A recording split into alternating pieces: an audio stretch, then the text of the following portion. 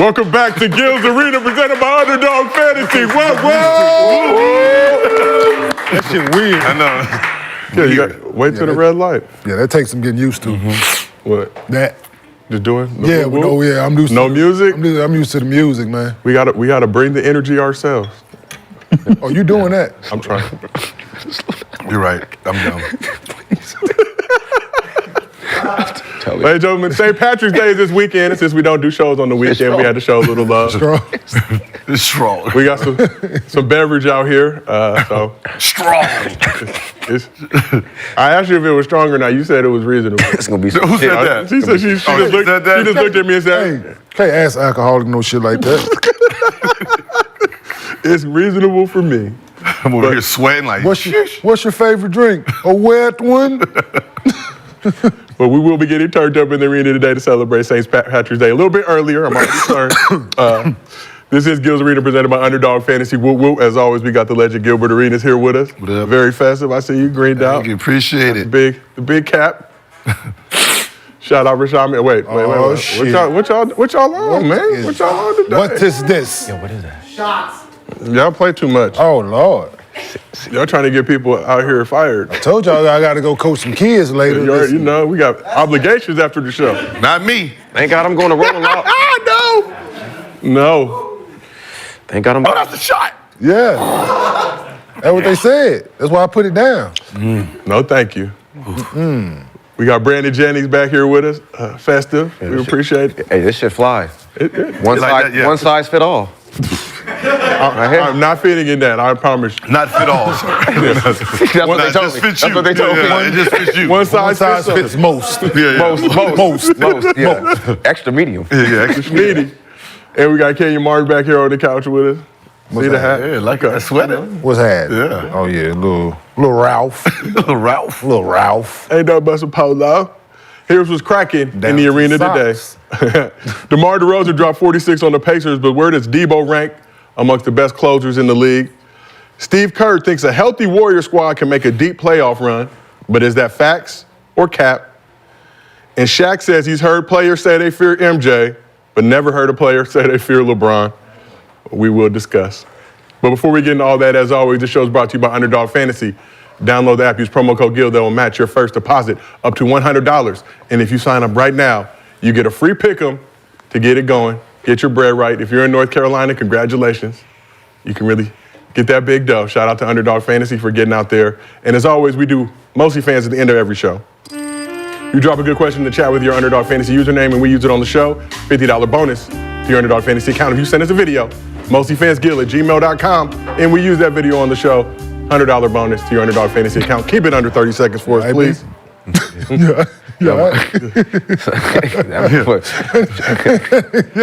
with this water. Yeah, I mean, right now I'm water. trying that's strong, man. Yeah, That's moonshine. It's strong. yeah, that's like if we yeah. we gotta wait till like 1 o'clock. To drink that one? We are turning up in the arena today. Gotta wait this half hour somewhere at least. We're getting happy a little early today. But so in preparation for his fight with Jake Paul on July 20th, 57-year-old Iron Mike Tyson is back in training. He dropped this video. It's day one. The fun just begun. Day one, no fat. Oh my God. Jake Paul about to get his ass whooped? Is Jake Paul? You think not? I think if he don't, there's gonna be some questions asked. No, that's the problem. If he, because we just seen him lose the other Fury. Yeah. Right, he got whooped up over in that other country with the other Fury. So if Mike Tyson don't knock him out in the first 33 seconds, right? First punch, he should be dead. Right? If that don't happen, we're gonna question this fight. If he still has a pulse, yes. After before we go. This ain't Roy Jones. Roy Jones know how to dodge a little bit. Roy Jones has some weight on him, so you know he could take a couple of those hits. But you can see Roy was getting hit hard, and he was. I wonder what they paying Mike for this. Gotta be something nice. They in Texas though. That's the. Gotta be something nice. Okay, if they was in California, I'd be like, okay, this is kind of rigged because there's rules in California that you can't do certain stuff. There's no rules in. Yeah, listen. Right, so this fight is going to be more legit than the Roy Jones fight. Yeah, I ain't listen, dog. Wait, 10? I'm 7 figures for sure. More than that. 10? More than that. You think 100 mil? 10 million? In this day and age for Mike Tyson, what Jake be getting for What he be paying? What he be paying? those dudes? Yeah, he got to come out. Yeah, he got to get Mike at least a dub, a quarter. He getting some. Yeah, he. Okay. That- I mean, hey, it's money. One thing Jake in this Paul day and doing, age, he paying them dudes. He paying, and to get Mike off the couch. Yeah. Cause Mike getting money Yeah, no, for sure. in other ways. Yeah, for sure. Yeah, he still got the Get him off the couch, right? Yeah. Yeah. Yeah, I'm just. I mean, Jake doing a lot. I mean, you know, we he- can say whatever we want about young fellas. Hey, he been the doing man. his thing. He's He a business man. Yeah. a businessman. Absolutely. Only in America. He doing it now. I just, I would have jumped in there for 10 million, but I don't want to get hit. You fight Mike Tyson for 10 mil? Hell yeah. Underdog, you heard the man. The first How ever long? Gil's punch out. Gil, You it's said all, about Gil, it, just get hit once and go down. oh, he ain't gonna have no choice. Shit, you better get, man. Shit, listen, I understand that's the All right. plan, but that's gonna be the plan. You looking like Martin now. I mean, that ain't gonna be the plan. That is the plan. I'm saying that's the plan. That's just gonna happen. Yeah. You going there with that plan, I'll be like Snake Eyes. and you going there with a plan, but Fair didn't nobody punch. tell Mike, and it's the same outcome, right? Yeah, it's a plan, but didn't nobody tell him. Go in there just like Right. this, and then just Punch get right and then through go that down. shit. I'm not getting hit in the Hey. rib. Listen, You gonna get yo, in the face? One thing he gonna do.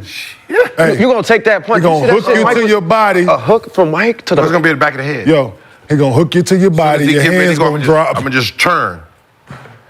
Or you'll actually. So you gonna go face first. Face first. The first ever Gil's punch out presented by Underdog Fans. Yeah, most of them in fight over. We're gonna have you face like Mac first. training. Yeah. Yeah, anytime you go face first and you see a boxing match, any kind of fight, go face first. 9. Yeah, I don't want to be 9.5 sitting times there out of 10. twitching on the back. Right, I never No. see no twitching in the front. Yeah, no. The worst I done seen the dude get knocked out and he's, Yeah. yo, that shit bad. You on your back and you still punching, you out. So if Mike Tyson is doing this at 57 years old, we're gonna do a little hypothetical. What age would Mike Tyson have to be for you to have a legitimate chance to beat him in a fight? He's 57 right now. Because this is wrong. This is wrong, and I'm sorry, but there's a question, and you asked it. Don't blame me, Gil. You're The only responsible for state your that own I'll choice. fight Mike Tyson is that state where there's, I don't know, it starts with a P. Okay.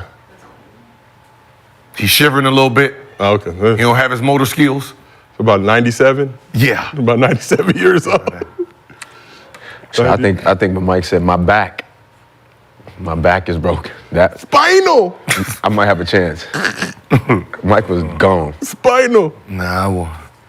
Kane, what age would Mike Mike Tyson was gone. have to be for you to have a Mike didn't know where he was Yeah. at. Cool 80. Yeah, I mean, I still feel like 80, he still had the sharp motor skills. It ain't gonna have that much oomph behind it no more at 80. No. What is George Foreman's age? Right now?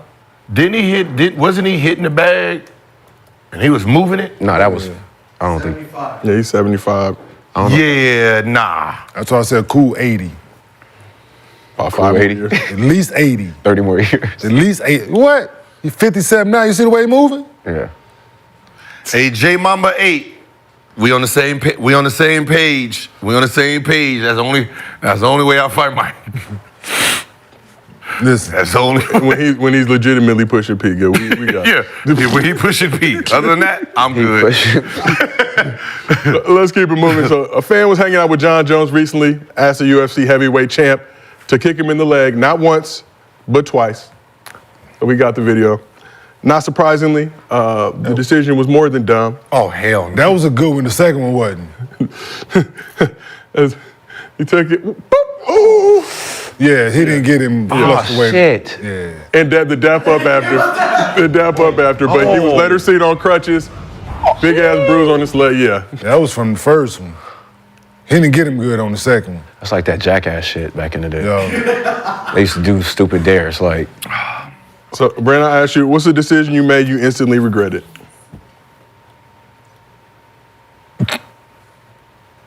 That you feel comfortable sharing on Gil's Read, presented by Underdog Fantasy. Woo woo. That I regret. Wait, that instantly regret it? You made it right away. You said, I shouldn't have done that. Shit. I mean, shit, I think everything else. Give.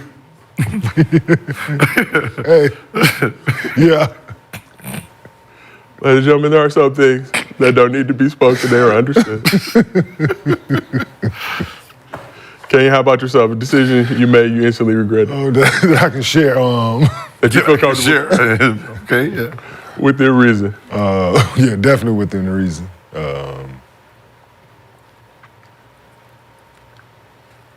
As an adult, Any stage of life. oh shit.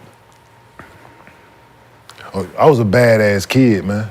No, we trust me, we know. Yo, We got a sense of that. so we used to when we played sports at was the Salvation Army, it was right by our house, and we project babies, so we played outside a lot. So we used to go in the woods. It was trails and shit in the woods. So there was a trail that one day me and two of my partners decided that we gon' play with lighter and fucking wires and leaves. Yeah. Like a 5-alarm blaze, to say the least. Right? Instant, yeah. Did you get in trouble? What? Oh, okay. Because niggas snitched on me. Ooh. Yeah, 2 brothers, yeah. Oh, they were Both of brothers? Hell yeah. Riding in wee-wee.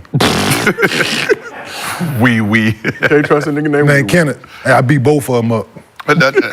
As you should have. Snitched. Because my mama beat the shit out of me. My mama had to leave work, dog. You know me, listen, black mama got to leave work. Yeah. And she had to catch the bus.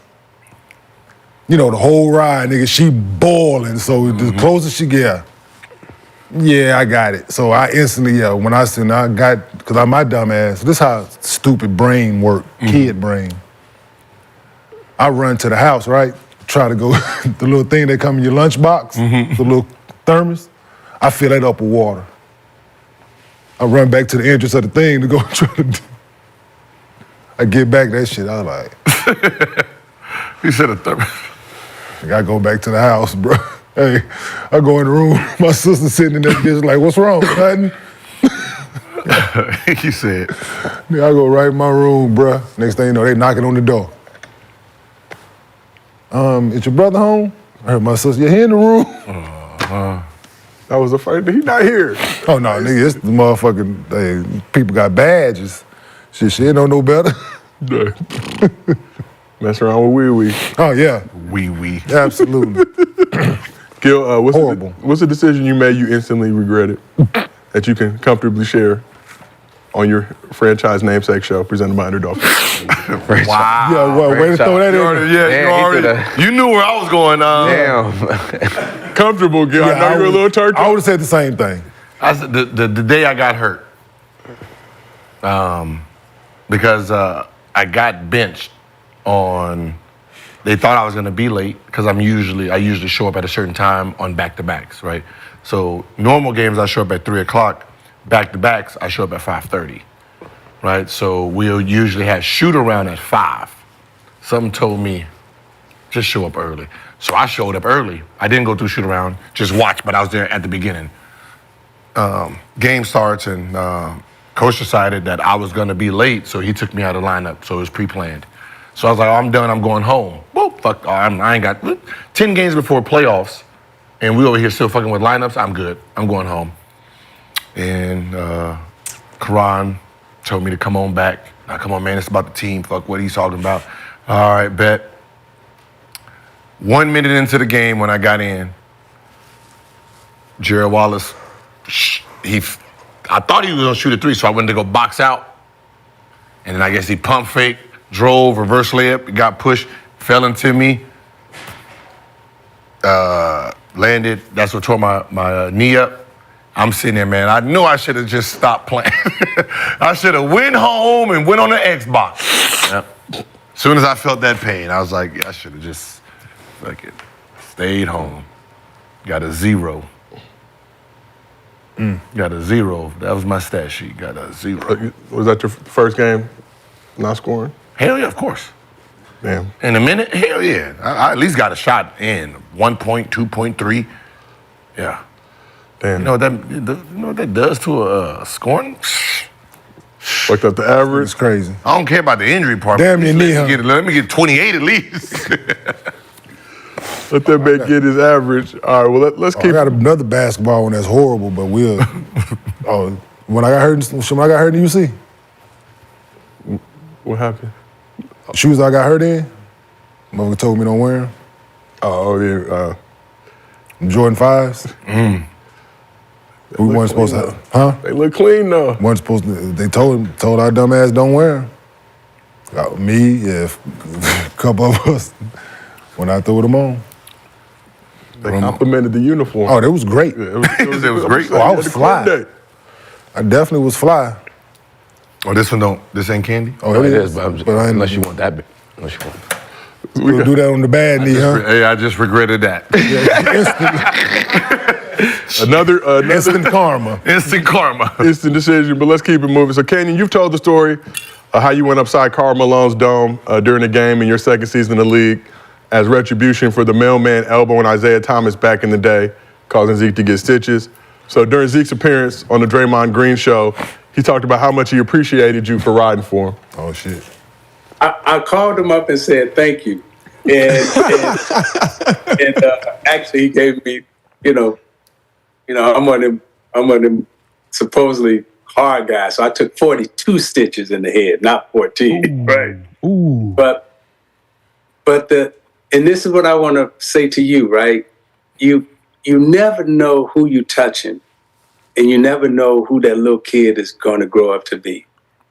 I had no idea that I had impacted Kenyon Martin, NBA player, final, in the NBA final. I had no idea that I had impacted his life from Saginaw that way. So,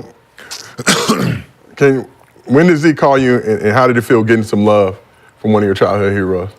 Oh, I was already in the league. We had already had some dealings, but we had never talked about that. When I was with the Nuggets, I found out later he was trying to trade for me with the Knicks when I was there, but they was asking for too much back and all that. I'm saying the Nuggets wasn't, so whatever that was. But then, I ran into him a few times, saw him on vacation. Wasn't the right environment to talk about it. No. But yeah, we talked about it, man, on the phone. No, it was dope, man. Me growing up a Pistons fan. I just remembered that shit. It was like damn, just remember Zeke laying on the ground leaking. Mm-hmm. And I don't know what, just never knew it was gonna happen. Just was in that position one day. So you didn't go into that game like... Nah. Okay. Nah, it was... Just the moment presented itself? Yeah, that's all, and that's exactly what went through my head. Like, it was on the break, they dropped it off to him, he had a wide open layup or a dunk, whatever he was gonna do. Yeah, I just... Did you trust one of those? No, he didn't get a chance to. Yeah, no, and the thing, like, me knowing like in real time, right? All the muscles and what he did to Zeke and the way people thought about him, I'm thinking he finna get up. So I'm ready for whatever. Mm-hmm. And when he didn't get up, I was like, man, fucking league soft. Mm-hmm. Like, that was my moment, right? Mm-hmm. Then, like, I'm like, oh, these motherfuckers soft out here. Because Jerry Sloan was the guy he was like, you motherfucker, I kick your ass. Like, yeah. So it was, and I went right back, man, I kick your old ass, old man. Mm-hmm. You want some of this too, yeah, old you want man? some of this too, old man? Yeah, so, and the funny shit, so when I was a free agent before I signed with Denver, they wanted me to come to Utah. This was before, like, when Boozer just signed, Boozer signed for that 66 to go there, right? He was talking to my agent about it, and he told my agent the story. Yeah, I remember Kenyon told me he was gonna kick my ass during the game. Like, yeah. He meant it. Yeah, no, but Zeke, like I said, I was a Bad Boys fan growing up, man. I was a Pistons fan. Everybody was riding the Chicago wave, but me being born in Saginaw, my grandma used to send me, like, everything Pistons. Birthdays, Christmas, just randomly, T-shirts, hats. So that's the only thing I knew, you know what I'm saying? Me being in Dallas, the Mavericks sucked, right? When I was a kid, like, they were awful. Mm-hmm. So I wasn't So, yeah, but no, just being in that situation, I never knew that it would present itself, but Took advantage. oh yeah, no, Karl Malone, yeah, he was the on the end of a disturbed young man. So we talked about this a little yesterday, but do you still believe that Isaiah Thomas could cook Gilbert Arenas? Yeah, No doubt. he Just wanted to cooking. confirm. Listen, man, he cooking Gil. Just wanted to confirm. Hey. We didn't know if I heard you Yo. correctly yesterday, so. Benny Hunter hibachi chef. He cooking hibachi. With what moves? The moves that he had, yeah. Then who you guarding? They didn't even have crossover then. Who you guarding? He did. Oh, man. He did. In between the legs. He did. In and out between the leaders. Zeke had it all. I was on all that. Who, like you just said yesterday. Cooked me in my era. Who did I you was play on all defense that. on? Huh? Everybody. Huh? No. They do pick and roll. They Say get it me off. again? I was bad on defense, pick and roll Okay. and down screens. Okay. I wasn't fucking with none of those. Okay, Like, Zeke they played start off the ball. kneeing and doing all that. Zeke played off the ball, put On the ball, in Joe he D wasn't going hands, nowhere. so Yeah. It's a little ass. he cooking you. Nah. He cooking I you. would have had 100 against him. He In cooking. high school, Brandon. Like you said, no, You cooked high school go Gil. back to what you said yesterday. So who gonna guard you though? And then he not guarding you. Yeah, Right. that one was the same height but slower. But he with no guarding boosties. you. With no boosties. But he guarding you though, right? With no boosties. Yeah. But like I said, Get outta here, man. Zeke still cooking you. Yeah, them little old defensive moves. Like back then, they was still doing this type of defense. You drilling with this hand, they was coming across bodies still. Like, because there was no moves after We that. ain't talking about that side of the ball. They guard you like this, and then they'll try to steal with this Because hand. they knew what the move was. It was Yeah. only We talking one about other you move. guarding him. I'm saying we talking about you guarding him. Who got that? Me. Who? Did he make all defense? Did he make all defense? First team? He cooking you. No, I want to say, did he make all defense first team? Because I can tell you one thing for sure. Who? If you ever made first team all defense, I took that personal. Oh, so he would have got about 30 there. Who? Everybody who made first team, 40 and up. 40 and up. I took that. I had to test your knowledge That's on crazy. defense. That's crazy. That's the first. If you was that's on lit. first team, you got 40 put on you. That's He's lit. still cooking you. That's lit. He would have had a cool 20. He's still cooking you. That's 20. He averaged 20. Like I said, he not guarding you on the other 20, he end. We're averaged talking about two 20, different ends of the floor, right? 20, man. We're talking about you guarding him. 20's a bad. I got booed at 20. We're talking about him. You guarding him. We didn't show up for 20. You guarding him. Talking about you guarding him. Come on, they didn't have any moves in the 80s. He cooking you. They didn't have no moves in the 80s. He got to did. use the same move. You can't give him new He moves. did. He did. You can't You get. can't give him no new. He did. This right here. One thing he can shoot. Barely. No. I actually like Zeke. I'm actually liking him more since he's talking. It He'll gives cook us you. it gives us perspective on And he'll what it cook really was back then. And he'll cook you.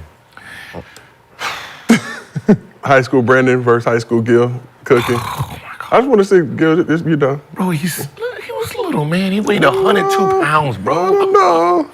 He weighed 102. No. Look at the jacket, man. Look at that. He's little today. No, He probably. no, Gil. I'm the same. How much you weigh right now? 180. I can still go play. Speedy though. 180 now. How much did you weigh when you entered the league? 165? 169. Rookie year. I was all of 200. The only Bruce wants you to reason know- I put on that weight though, because I tore my Achilles and I gained. I was all of 200. That's cool. You couldn't go. I was 200 right past fast. you. Right I was past you. faster than you. No, you wasn't. What? Yo, you've never been faster than me. Are you serious? Even when you was healthy. Do you know my track speed? I was the fastest dude in the league. Why don't y'all race right now? Can we? Jason Kidd was quicker, side to side. He could move side to side. But straight up speed, oh, no, come on, man. You wasn't faster than me and Ty Lawson. Me and Ty Lawson was the fastest niggas in the league when we first came in. Because I was injured already. That doesn't change that. Gil, producer wanted to just let you know Isaiah Thomas scored 25 points in a quarter in the final game on a bad ankle. I got 60 against Kobe. Oh, my God. So there's a suggestion that you would get that work. I was guarded by all shooting guards, and they got that work. Yo, didn't you We're give not Kobe talking about 60? him guarding Didn't you. you give Kobe 60, then go to Phoenix and have 50, and then I was guarded by Rajah Bell and the Matrix. and Kobe? Yeah. No, but he got Bruce Bowen.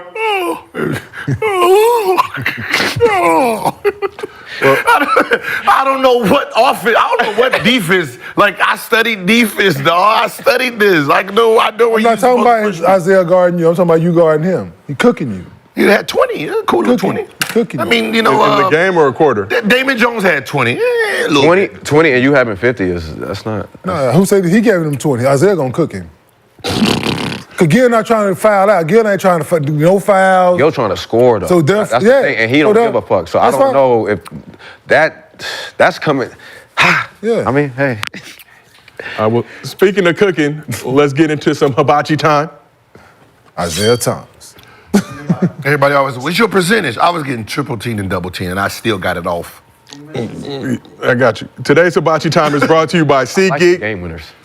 With over 28 million downloads, SeatGeek is the #1 rated ticketing app. There are more than 70,000 events on SeatGeek, including concerts, sports, festivals, and more. They put all the tickets across the web in one place to make sure you're getting a respectable hookup. Instead of you don't get got, each ticket is rated on a scale of 1 to 10. So look for the green dots. Green means get them. Red means don't mess with them. Every ticket is backed by their buyer guarantee, and SeatGeek is the only site that lets you return your tickets ahead of the event with swaps. So you know he had to come through our Gills Arena faithful, and we appreciate y'all to everybody who's been supporting the movement. SeatGeek has been very pleased with y'all dedication. But again, if you act right now and use promo code GIL, you get $20 off your first SeatGeek ticket purchase. That's $20 off your first piece. Is there any $20 seats? Get in for free. They Go to a WNBA game with the stars. Use No, promo Gil, code no. Very respectful. Not Front doing rows, that. $3. Not doing that. So that's $20 off your first purchase with promo code GIL at SeatGeek. Do not listen to this man. Get the discount. Lexi, we are pulling up the Sparks Sorry, game. Lexi, I'm We are pulling up the Sparks game to support. Go to the Sparks game, $3. Front row. Yes, sir. For sure. Yeah, you get $20 off. Seats is probably about $23. Bro, chill, man. It's more than that. Chill. We're definitely Please don't get us packed up again. So make sure you click the link in the description to download the SeatGeek app. But let's talk about the Bulls, more specifically DeMar DeRozan. They've been undermanned for most of the season, but DeMar DeRozan has been out here doing his thing. DeMar dropped 46 points, 9 rebounds, and 3 dimes in the game, yet doing things like that, an assortment of buckets.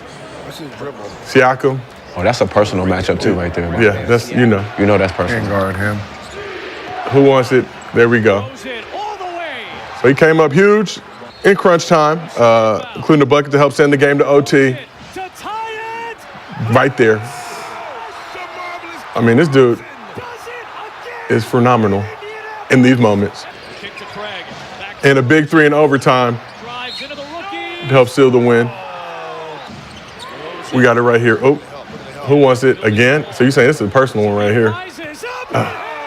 Damn. Game time.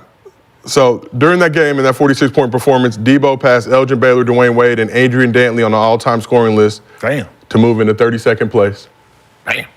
3 motherfuckers off. Y'all got to move around a little bit. So when you just look at DeMar, and especially what he's able to do in crunch time, I think he's first or second in the league in clutch points. Y'all know you don't like that clutch, but where does DeMar rank amongst the best closers in the league? Without going to Google and looking up what everybody did, just knowing what he's done and the shots he's made, and you know, whenever we do see him, he's hitting clutch shots. I mean, you can argue for at least top 5, right? You know, you're gonna have Kobe, Jordan. I'm just mean in the league currently, but we can branch out. I mean, currently, Well, you say top 5. Currently, he's probably #1 at clutch shots. I think he's him and Steph. I want to say I forget who. Steph is first. DeMar. Most clutch shot. Clutch points. Okay, well, Yeah, see, I don't know what that is. Like, I think last 5 minutes. who got the most game winners out of the two? Last 5 minutes in the game winning. Who got the most game winners? yeah. It's gonna be DeRozan, probably, right?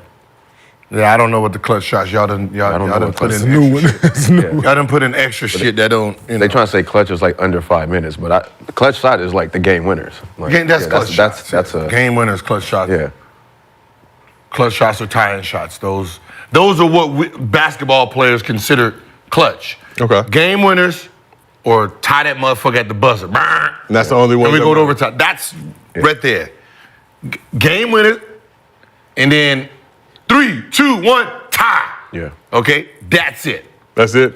You hit a shot with a minute left and nobody scores. Nobody give a fuck about that. Okay, that's called clutch defense. That's clutch defense. That I don't. Y'all just be mad. How come the people who never play the sport make up all our rules? Am I right? They're making up all rules that they're has bored. nothing to do with the sport.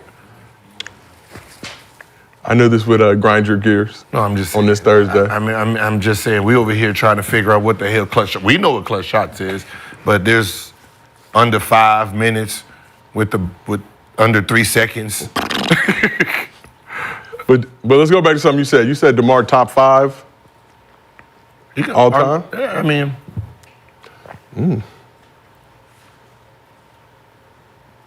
From just throwing it out there without doing any research. I mean, Kobe, Jordan, Kobe, obviously LeBron, with, as many game winners and clutch shots as he made. What about you? Paul Pierce, No, what about you? Your game winners. How many game winners you have? probably like anywhere from 7 to 13. That's a lot. That's a lot.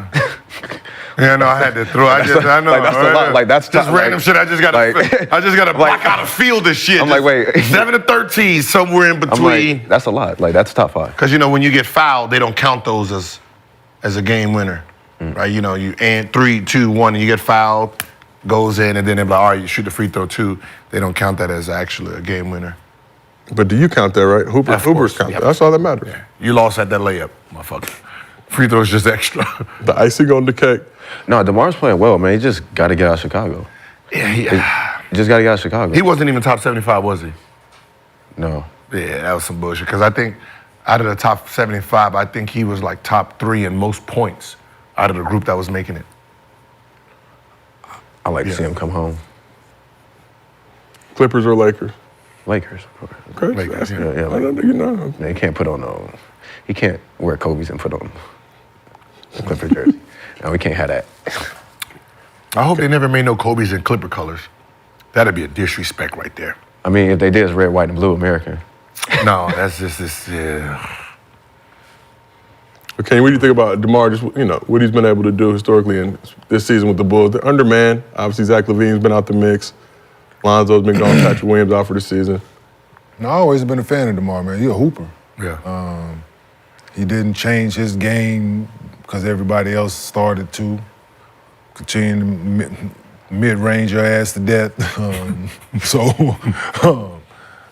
think he's underrated. I don't think he gets enough respect for the body of work that he's done. He doesn't complain about the situations that he's been in, that they've put him in.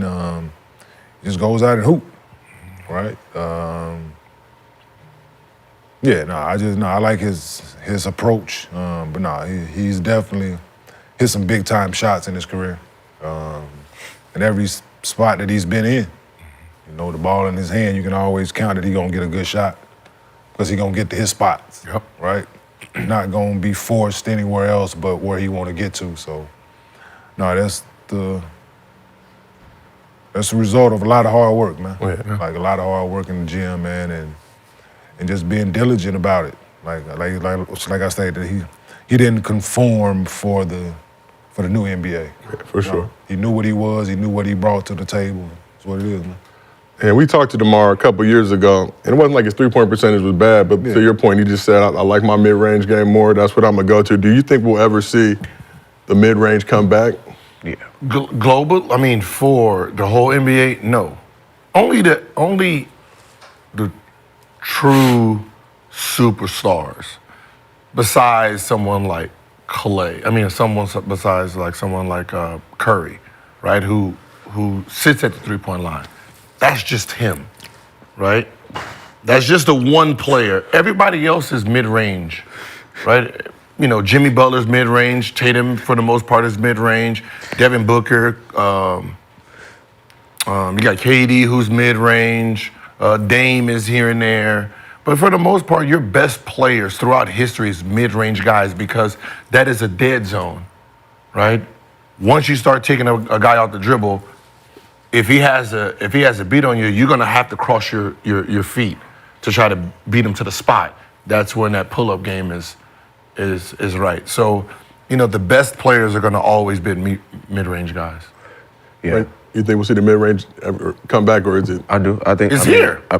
I think no, guys no. like you said, Anthony Edwards, Jason Tatum, Devin Booker, they should be getting with DeMar in the summer. Luka. I mean, you know, Luka hasn't been. like, you know, all those, like, they should be getting with DeMar in the summer because that's, you know, like, that's why he's scoring all those points. Like, he's over 20,000 scoring points and is able to save you later in games. So I think that's going to be the next test for them youngins, like getting with a guy like him to be able to help them later on in those games, in those, like, you know, tough situations. Everybody's always trying to get the three. Under 5 minutes, it's like, the reason why he's able to score like that because he's just, you know, getting to his spots. You got to find those spots. And he using all the NBA against him, Yep. right? Everybody's used to guys shooting threes Yeah. and want to be the hero in that moment. And going all the way to the back. Right. That's where I think that's where Russell missed the, you know, because he was averaging a triple-double. I remember it was like, was it second or third year where he was coming full speed and stopping at the pull-up, right? And he was actually having success with it. I think when he got comfortable with just getting to the rim all the time, he stopped working on that mid-range. And he didn't realize that was his evolution. He moves so fast with so much power that when he's coming and you see he's already loaded up, you already ran back to the basket. And he would have had those are wide open shots for him. Because, you know, for me to stop him from getting to the rim, I had to back all the way up. And if he would have just continually just worked on the mid-range and made that a staple of his career. Yeah. That was his game, though, college, early in the league. I remember him at UCLA. That was 15, 17-footer. But he realized that he can get all the way to the basket in the NBA and realize, hey, these dudes ain't trying to play no D. There ain't no zone here. We're going ahead. Meet me at the rim. You only have 5 game winners. Cap. That's cap. That's what I was told. Who Googled that? McCants. That's what I was just told. McCants gave you that. Most That game, 1,000%. most game winners in NBA history: Michael Jordan 9, Kobe 8, Joe Johnson 8, LeBron James 7, Paul Pierce 7, Andre Iguodala 5, Gilbert Arenas 5, Dwayne Wade 5, Vince Carter 5. Who gave you that? Who gave you that? I just got the list. McCants gave you that because he hit Google. I just got the list. I know who gave it to you. Only that's the Google Pro right there. That's the go. So that's why I said in between, because when I hit the game winner against Golden State, I had on all orange. We was tie game, hit the game winner, right? And then they called the foul, right? Free throws is a game winner. So I shot the free throw. That would have been a game winner. No, free throw game winners, not free throw game winners. Bro, that's the biggest pressure of it all. Golden State where we were down 2, and I got fouled, no time on the clock. So I'm shooting 2. Coach got a technical, so it gave me a third. I made all 3 to win the game, no more. And then same thing, I beat Boston with game-winning free throws. They don't count. Right, so if you get fouled, it don't count. That's what I said. So technically, what did Michael Jordan have? They said 9. Technically, I could be him. I could be him if we add the game-winning free throws when they called the foul at the end after I made the basket. Gil, the chat is saying stat man. Hey, McCants is the one throwing it up in the chat. You know what I mean? No, I'm just kidding. Hey, man, don't you got shit to do? Listen, he say he was busy in Chicago doing something. Go do that. Not that bad. Leave us alone over here. That's that man's Let business. us cap. That's that man's business. All right, let's move on. So Mavs big man Daniel Gafford on the verge of making NBA history. Over his last 5 games, Gafford has made 33 straight field goals. You heard that right, ladies and gentlemen. 33 straight field goals, a lot of layups and dunks. And we got all 33 right here. Second longest streak in league history, 2 shy of tying Wilt Chamberlain's record of 35 consecutive field goals. That one was close. Kept it going. Oop, there you go. Oh, he at Isaiah. Like, I mean, what's that? Stewart? B. Stu. He at him. Oh, Hey. so Gafford. Busting Chicago, I mean Detroit ass, ain't it? Right? Goddamn. So Gafford has started the Mavs' last 4 games, averaging 15.7 rebounds, close to 4 blocks in that span. Last night they played the Warriors. He had 10.6 rebounds, 7 block performance in that win. The Mavs have won the last 4 games that he started. So 33 straight field goals over 5 In games. high school. Yo, I'm not gonna front. I haven't seen a big actually play like that in a minute. Like everything is all to the basket. Like actually, I mean, Giannis. yeah. But he's like a true, true like center. true center. Like, Yeah. damn. All right. Mavs traded for him before the deadline. Block shit, dunk shit. Yeah. Yeah. The Kate Martin a big. What? Block shit, dunk shit. Hey, get you paid. Be who you are. Be who you I are. know you love defense, so what's better for you, dunking on somebody or blocking somebody's dunk? Well, it depends on what kind of block it is. But Who and who? Yeah, the block that you be going to the third floor. Yeah, one of them or me grabbing your shit out the air, like one of them two. Are you more happy about that than? Yeah. Because there's nothing more intimidating in sports than defense. Yeah. No matter what sport you're playing. So, yeah, block. Okay, for sure. I heard defense. I checked out. I'm not even gonna lie. I'm not just, like when you Dunking on can't somebody, score. for sure. Dunking on somebody, for sure. What? What? Like that lob Isaiah Thomas threw to me in high school. Come on, man. So let's go back to Gafford for a second. How impressive is this 33 straight field goals in 5 games, 2 shy of tying Wilt Chamberlain's record? I want to see Wilt's 35 straight. You're not feeling it, Gil? Not a record you're rolling with on a Tuesday? Did you even know? I didn't even know who he was. No, you last. do. Yeah, I'm not gonna front. Who Gafford? He was with the one. No, he could play. No, he washed it. No, he been getting it in since. Oh, yeah, I didn't. He signed up because he been with the fucking Wizards. Oh yeah. Oh damn. I ain't know. No, I can now know who it is. Yeah, he been stuck in Okay, fucking. yeah, he was in Washington. Yeah, he You're been, right, you're right. he been stuck in turmoil shit for the last few years, but he been solid. Big man, shot Yeah. blocker, hustle guy. Dunk shit, block shit. Yeah. Yeah. Yeah, that's what he. I hope he gets the record. We need to get rid of some of them old ass records that got nothing to do with. I hope we get the record and get paid. Like I like when somebody get their chance. Yeah. And they get their chance and they Get that record, young fella. And Dallas. You got to make a move. Don't make it unless it's on the small. No, he trying to dunk that bitch. He know this record is at stake, so he ain't gonna do nothing to jeopardize it. Yeah. I can tell you that shit right now. If it's questionable, he'll take that turnover. Goddamn. He might Ben Simmons that motherfucker. Nah. What? No. Who they play next? Let me pull it up. Y'all be on my toes. Hey man. I appreciate it. Oh, Gil, your Wi-Fi is tripping again. Adam Silver. Who the Mavs fucking with play it. next? Steve. The Thunder today, 7 p.m. It came back. Yeah, he can get that. He get it. No resistance at the rim. Oh yeah, you can get that. So what's a shooting streak that would impress you? Like how many threes does somebody need to make in a row to get the respect 3? of Gil Arenas? Shit, anything over 5 is impressive. Anything over 5 is impressive. Or Make straight. 5 in a row. Like Making five threes in a row? Hell yeah. Okay. Because after 2, like, oh shit, hold on. And then in that 3rd, 4th, and 5th, you was being guarded. And it depends on who you are. I mean, shit, they said Steph made 100 threes in a row. We're talking about in game, Yeah, right? in game. Oh, Talking about in game. in-game. Oh, yeah. Oh, I mean, anytime a heat check. Yeah. Like a heat, like if you. Like 2 in a row, Yeah. 3 in a row, yeah. Like that heat check, like if you get a heat check, this nigga nice. Oh, he's nice. Like this nigga nice. Like yo, I don't care. Because you got a lot of balls and you bold to come down and shoot it 3 or 4 times. That's like getting probably 3 dunks or 4 dunks in a row.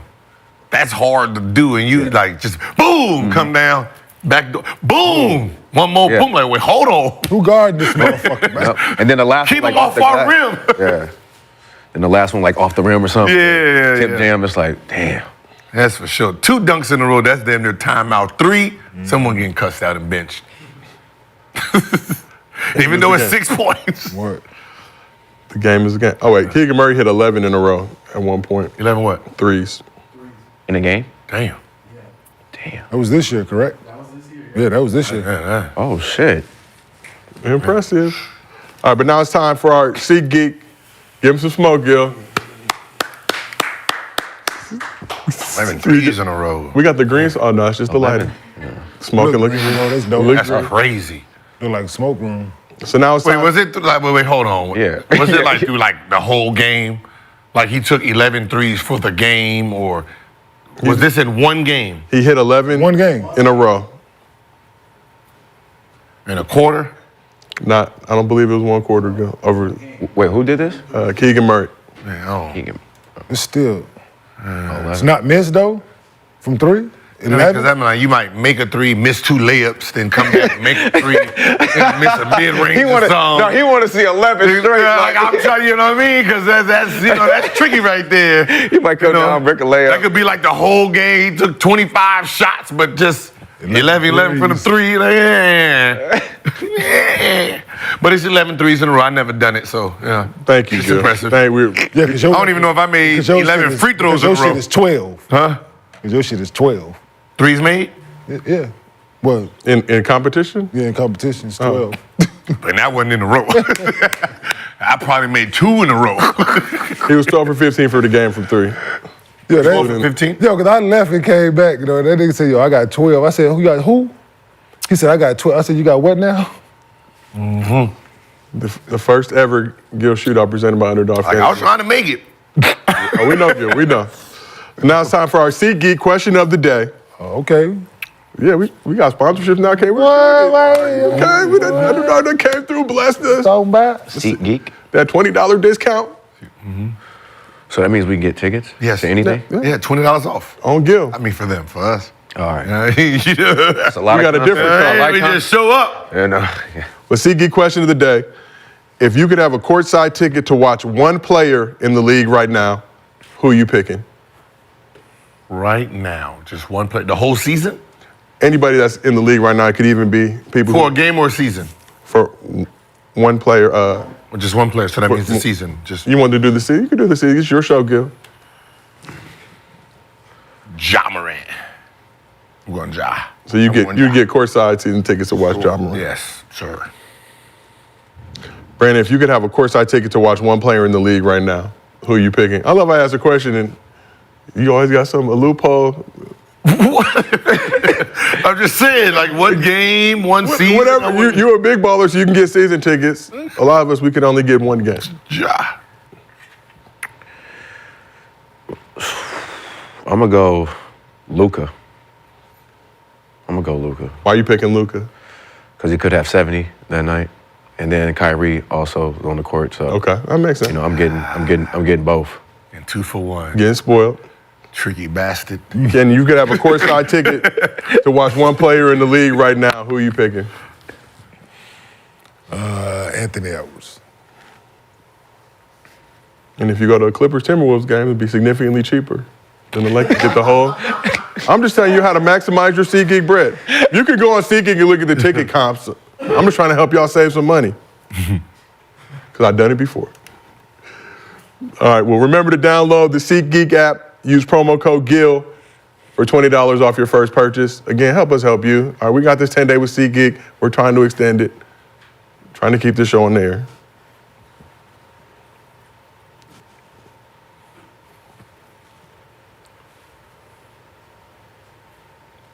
You all right, Gil? Okay. You knew we was about to be festive, right? And you decided that everything in your closet, you just gonna say, fuck us, huh? And just put a hat on. Huh? You one of those, huh? Come to school. You know what the game plan was. You and the nigga over here. Yeah, I had to look like everybody in green. I had to look like, wait, hold on. Oh, Where's that nigga your took it green off. at besides the hat that was just sitting here? Then go ahead, put on $1. I was about to, while it's in my backpack. Gil, you know I'm a bigger gentleman transitioning.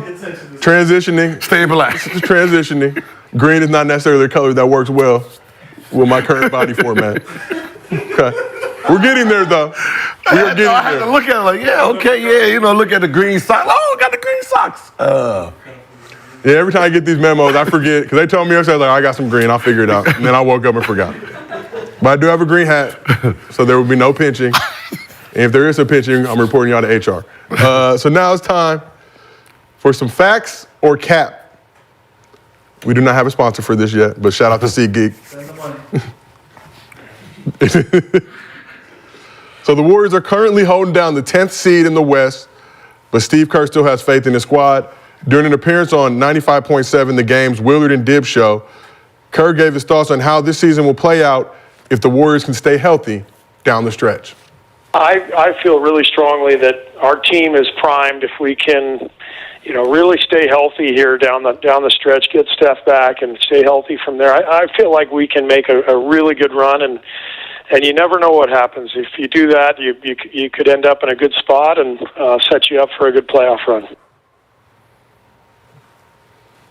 All right. So if healthy, the Warriors can make a deep playoff run. Facts or cap? Brandon, we'll start with you. Facts, for sure. Why do you believe that? I mean, they've been in so many situations. I mean, every situation when it comes to the NBA. They're champions, and I think that they can. I just think collectively they can beat a young team coming up. Oh, no, I wasn't laughing at what he was saying. No, I agree with him. Yeah. Okay. Yeah, if they get in, they got championship pedigree, so I agree with Brandon, 100%. So right now, Lakers. And they got some young hungry animals over there in Kuminga and Jackson and what's the rookie kid? I forget. Yeah. I mean, if they get Minnesota first, they play Denver first round. So I was going to point out they ass whooped. So just like if they play Denver right now, Denver holding down the top spot. Lakers and Warriors. If they get Minnesota, they can get Minnesota out of it.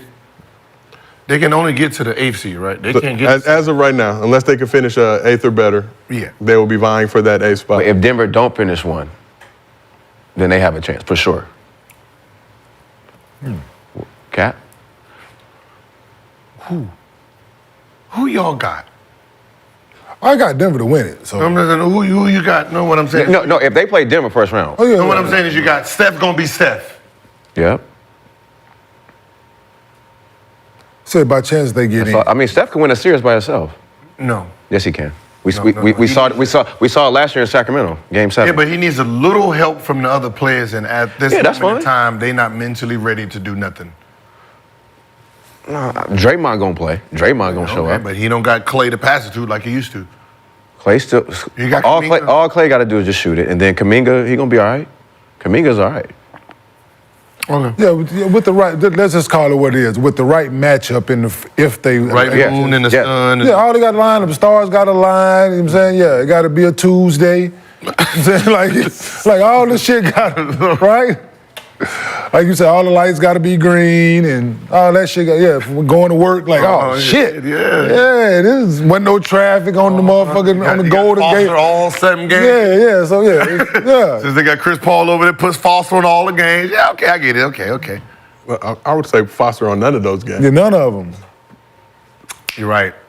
My bad. I said that wrong. My bad. Yeah. No, with the right matchup in the first round. And and beyond, but if they play Denver in the first round, that's a tall ask. So right now, Nuggets are top spot. Thunder and Timberwolves are right behind them. It'll be one of those 3 teams more than likely. Yeah, they can get OKC. Hey, so what's that gonna do when the Lakers don't make the playoffs this year?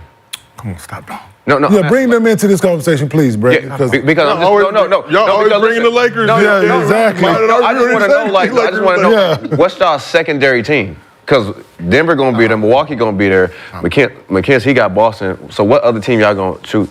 He don't have no one else. Remember, I do have sons. You're right. No, I give you that. I'm LeBron or bust. I give you that. You said Bucks? Said LeBron or bust, but I will use that Bucks plug. Shout out Marcus Johnson. Like if you ain't noticed, he ain't. I will accept free tickets. I'll be in Milwaukee. Nah. This ain't right. Nah. Go to my car. So yes, Brandon, by extension, the Bucks have always shown love. Yeah. Some would argue. And my team on the East saying we ain't gonna make the playoffs. Who? Wizards. Oh no, they win a lot of. You have never said a truer statement on this show. Hey, We in the you have never said a truer statement, my brother. We in the lottery. Because y'all gonna have the most balls in the motherfucking ping pong. Oh no, you good with the I Suns, bro. might tell him, hey, let me come up there and grab it. 9. Yeah. You good with Number 1. 9. 7. Nah, we don't know that. Do it again. Do it again. 3. Do it again. One more time. They said, give that motherfucker, that shit gonna come 13. They gonna be like, God damn it, Gilbert. Any chance? It was the last pick in the lottery. Like, yo, man, who told this nigga he can show up, man? Any chance you could become a Knicks fan for this postseason? Knicks? I don't have no ties to New York. Okay. Sure. Not yet. I mean, I can't just jump. I can't just jump. We should do a show in New York. Bagging. Would you want to go to New York and do a show? Yeah, of course. Milwaukee? Okay, you don't want to go to Milwaukee? In there, man. For the finals? Finals what? The National Basketball I'll go for the Association. finals. Okay. Detroit? I got listen. Wizards, and then I can go for the Magic. The Magic? I can go for the Magic, right? Because that used to be my childhood team. So Exceptional they're in unit. the playoffs, right? They are going to make the playoffs. Oh, then I'm they going are? for the Magic then. I'm about to say, yeah. Shit, let's go out there. Let's go Disney Go World. Magic, baby. Number 5. Shit, let's go to Florida. Speaking of, Quentin Richardson get down too on the grill. Oh, you do? Oh yeah, we got him there. So that's. Yeah. I'm my bad, y'all. Ladies You and gentlemen, Rich, we got you on the grill, son. we are always plotting. We have Yeah. many Darius things in Miles motion. versus Kenyon. and Gil. I can't cook for shit, but I And can Gil. talk shit. No, it's two Sous on chef, no, Gil, it's sous Gil chef. Arena versus Knucklehead. I got a trick. You know what I'm talking about? Yeah. Yeah, pod versus pod. Yeah. People show up. Listen, I got a trick though. Yeah, know what I'm talking about? Knuckleheads. Let's get it. Yeah. Grilling, yeah. Us versus the Knuckleheads and grilling. I'm pretty sure we can beat the Yeah, we got it. all the smoke Yeah, we got them. because they're gonna be high as fuck. So Y'all bowl? not even- Well, they well, gonna y'all burn. like the bowl? They gonna burn they shit for Well, sure. that's the best Y'all way. like the though, bowl? Gil, to be honest with you. Bowling. Yeah. Oh, we can do that too. You ain't see what I put in the chat? 198. Yeah, like that. That's what's happening. That's cool. I mean, that's just on a That's drunk cute. night. That's on a drunk night. ask McCants what I gave to him. You don't bowl 200. You can bring that little ball that's in there, dusty, that bag that you. Big Earn My ball, McCracken? that's Katrina. Hurricane Katrina, tear shit up.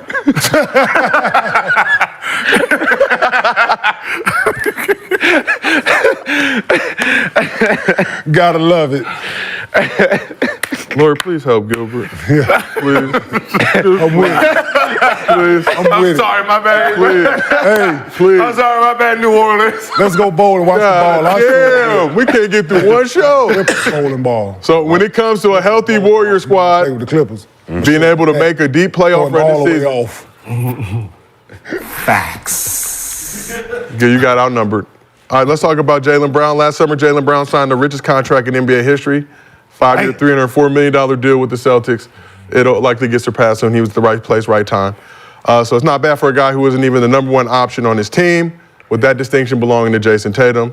So recently, Brown liked a tweet that raised some eyebrows. So wait for it. I will just read it for you in the meantime, in between time. So the tweet said, if Jaylen Brown was the number one on a team, he would average over 30 points per game and be in the MVP conversation. So Jaylen Brown would average 30 points per game and be in the MVP race if he was the number one option on the team. Cap. Facts or cap? Which part of it? Both. It's a two-part. Him averaging 30? Average Him of being 30. the MVP if he averaged 30. Average of 30 and being in the MVP race if he was the number one option on the team. Tatum's the number one option. He ain't even really. So in this, there. so I think this person's saying if he was on a different team or this team and was the number one option. So if he was on this team and Tatum was gone, they wouldn't be in first place. Right, they probably wouldn't even make. But wouldn't would he even be in the top five. MVP race? In last place? Sure.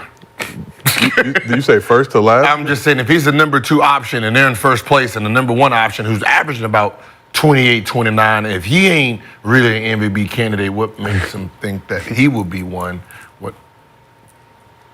Listen, I think he just liked it because it was a compliment. Yeah, me too. Yeah, A motherfucker right now tell me, yeah, Gil, you'll average 40 in today's league. Like? He said like. Nah, dog, you wrong. fuck out of here. But what is it like? Right? FOH. What was it supposed to do? Fuck out of here. Fuck out of here. That wouldn't be shit if I was the number one option.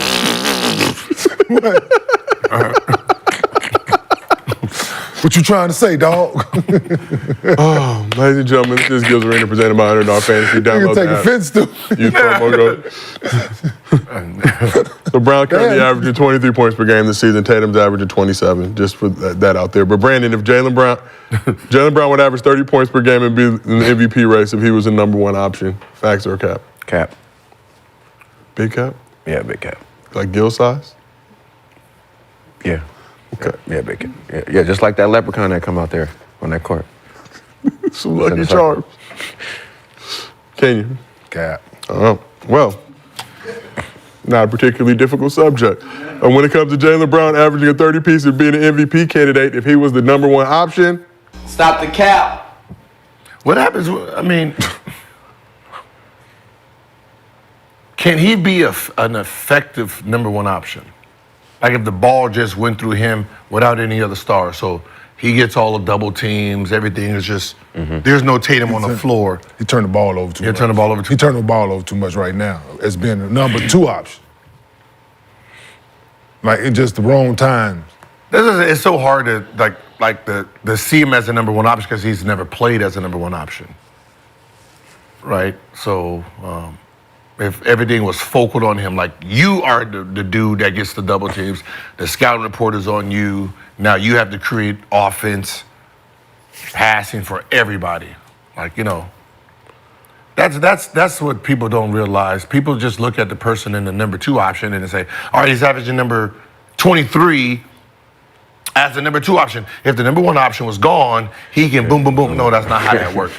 Everybody Because the number one option is taking all the heat and all the responsibility. The number two option, number three option, they don't have no responsibility. Just make open shots and create offense when everyone's, paying attention to me. So if the offense was just sorely on you and you have to take on those double teams and triple teams and, that's a different thing. And not even that. His workload is going to be different. Yeah. To be the number one option, that means you got to work 10 times harder. Like, and I don't even know if you even working 10 times harder now. That's what's like to be the you know what I'm saying. Be the number one option, bro. You're working 10 times. Your shape is different. Everything. That's what I said. People just think that you can just turn into number one options and not realize that next step is very different than a number two option. Yeah. You have to mentally be prepared. You physically have to be prepared, right? You have to really understand triple teams, double teams. Trying to take you out of the offense, getting somebody involved, dealing with this person, dealing with that person. I ain't touched the ball. Number two now complaining I ain't touched the ball, right? Right. When Tatum has the ball, Jaylen Brown's sitting there like this. When Jaylen has the ball, Tatum is resting, right? That's two different things. Now you switch it and he's sitting there like, yo, come on, get a ball up. You done shot 3-4 times in a row. That's a whole different mentality. And my thing is when they're still young and they got time and they're gonna keep going. Just don't turn into that Scottie Pippen Mike shit. Yeah. Like, you know what I'm saying? Like, yo, Don't let the media. don't get into that because both of y'all got a chance to really do some special things up there in Boston. Mm-hmm. And you don't want to look back in years and be like, oh shit, like, damn, we fucked this off because I felt like I was supposed to be the number one option, or you was getting too much press. It's like figure it out now while y'all got the chance because y'all been to the finals. What 2 years ago? Mm-hmm. And they've been making a run to the Eastern Conference Finals, so it's like, it's time for y'all to get over the hump. So Gil, what was that adjustment like for you to becoming a number one option? I was always number one option. The Golden State Warriors, you were the number one option. Yeah, I was just on the bench. I just didn't get in the game yet. But you always had that number one option. that's the number one option mentality. I was just didn't get in the game. I was at this point, I was just number 15 waiting for my turn. I know. And then eventually I had to weave myself. But That's how you have to. I mean, I'm just gonna be honest. If you don't think like that, man, the number 1 or 2 options not gonna allow you in there. Right? If you don't have the confidence in yourself, why are they gonna have the confidence in you? The stars in the NBA is not sitting there talking about, hey man, we believe in you, just keep doing this. If they doing that to you, they really don't fuck with you like that. Right? It's like, yo, come on, man, hey, come on. Get your shit together. Right? That's what you want to hear. But get your shit together, man. We ain't got time for this bullshit. Right? That means they respect you enough to know that when you fucking up, they're gonna say something to you. So that's just something that's inherent in dudes. Like you always had that going from college. Even college, I know you talk about you were kind of the last dude on the totem pole in terms of recruiting, but came in and said, I'm taking everybody's spot. We had a very spirited discussion in the group chat. Man, confidence is built through work ethic. Right? When you're sitting there working and working and working and working, you're seeing the game change. You're seeing the results, right? You know how much time you put. You can't trick the results. Like you can work out, 1,000 hours a day, you're gonna see results. If you say you worked out 1,000 hours a day, and you don't have the results, you're not gonna have the confidence in yourself. But your confidence gives you that mindset, right? When you look at someone like a Kanye or a Jay-Z or a Chris Brown, those type of guys, they know how much time they spend in the studio. They know what they're doing. So when they speak in certain tones, it's because the work ethic they put in. Right? When you can hear somebody who's second guess, right? Clothesline them. And I'm like, all right, what you about to do? Oh, nothing. What was his first thing? Oh, the NBA's soft. Because in his mind, this is probably one of the toughest dudes that the NBA had at the time. So he clotheslined him and he didn't get up. His mind is like, oh, they soft. So now everybody from moving forward, they soft. I'm gonna just bully through everybody now. Yeah. So basically you have to have that mentality. And Brandon, what was your mentality like coming in your rookie season playing overseas? You feel like you had that mindset? I had a lot to prove because I didn't play the whole year. And I made a decision where, I knew that, if I would have left overseas, then, I would have looked as a failure. So I was already put on a pedestal of, Jay Bullis and everybody doubting me and telling me that this wasn't work. So coming in, I was on fire. I was hostile. I just wanted a chance to play, just to be able to show. And then getting with Scott Skiles was the best thing for me, a point guard, and just went in there and did my thing.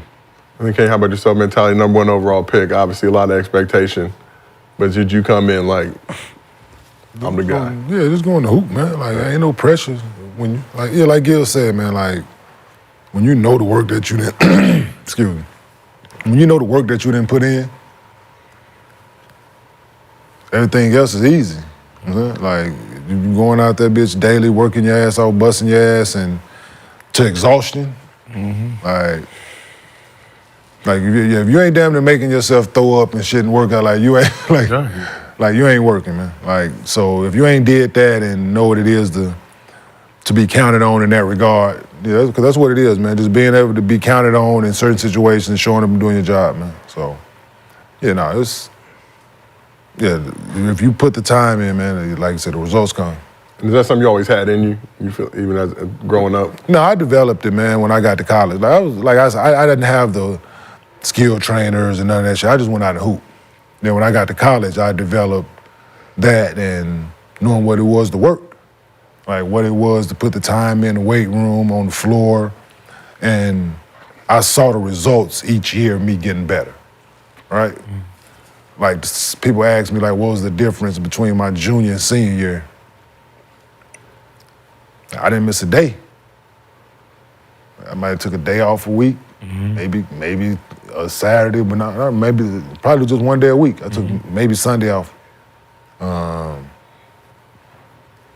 Because what was said to me before my senior, like the people wanted to see more from me offensively. All right. So that whole summer, I probably didn't dunk the basketball one time. Just working on the hook. Jump shot.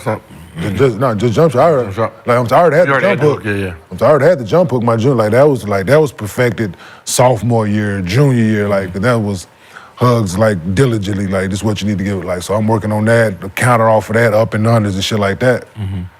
But then that summer, I didn't touch the rim. I don't even think I shot the ball in the paint. Like, it was all elbow to elbows and threes and turnaround jumpers. Like, that's face up, glad. Like, that's all I did, like, day in, day out. So by the time my rookie year came around, I had the confidence that I could play with anybody. So we asked the chat, would Jaylen Brown average 30 points per game as the #1 option? 40% said facts, 60% said cap over 2,000 Stop the voters. cap. Wait, I mean, well, so you changed it. I didn't change anything, Gil. I'm merely a vessel. No, you changed it. You said if he was the #1 option, will he average 30? That's facts. He can average 30 as the #1 option. You said and win the MVP. Yeah. That's what the tweet that he liked said. But what did you just say right now? What did you put as? I didn't put anything, Gil. You can see I'm busy hosting the Jaylen show. Brown would average 30 as a #1 option. That's it. Yeah. That's a fact. Yeah, no, that's fact. That's fact. That's a fact. You said and win MVP. See, you tricky motherfuckers, man. Gil, my hands have been sitting right here on this couch as that poll went up. You're tricky with the word. Contrary to popular, I do not make the beats on this show. Everybody I do not put the polls fact. up. Don't know. It's supposed to be St. Patrick's Day, y'all. No, I'm just kidding. All right, let's keep it moving. So Mario Chalmers caught some heat last year after saying players don't fear LeBron. During a recent appearance on the Big podcast, Shaq echoed those sentiments. So I've heard players say, including myself, I feared Mike. I've heard players in your generation say they feared Kobe. I've never really heard any players say they fear LeBron. And you know, I got killed for that. Why is that? You're not gonna get killed here. I'm just saying, when I first said that, people killed me for that. I'm with you. I didn't think players really feared LeBron like they did Jordan. I never heard anybody say it. And it's not that you shouldn't fear Bron. I just think at the end of the day, Bron has been through so much that he wanted to be liked. So it was kind of like, he's a nice guy. Yeah, I'm gonna do things now where like people like me, people respect. I mean, you're always gonna respect what he did, but you actually like Bron and want to be a fan of Bron now. So I think that's what that was. Never a dull moment in Gil's Arena presented by Underdog Fantasy. Whoop, whoop. Thought Gil was about to relapse. So, players don't fear LeBron. Facts or cap? Kenyon, we'll start with you. No, I remember Rio said it. People were like, damn, he hating, like shit like that. Like, no, I don't think the masses look at LeBron as a killer.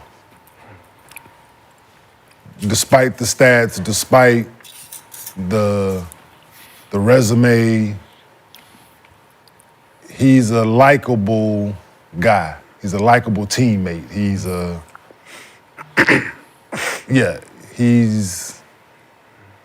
So with that regard, I just don't think, even though he's put teams to bed, he's went on runs and the shit he did to Detroit when he was young, he's had situations that he could be looked at as that and be feared, but I just think the fact that everybody likes LeBron, right? Most people like LeBron in this era.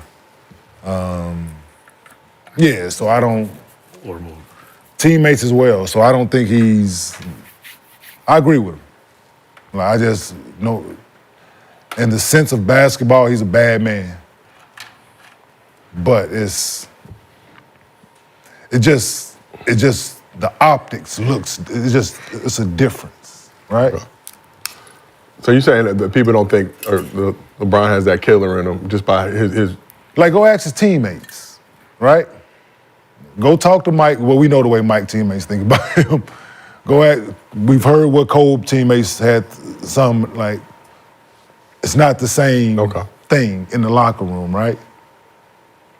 Yeah, he got your back. He gonna go to war with you in this, but it's just not the same thing, I don't think. But no, it's just the bad man on the basketball floor, but it's just a difference with hoopers and the conversation.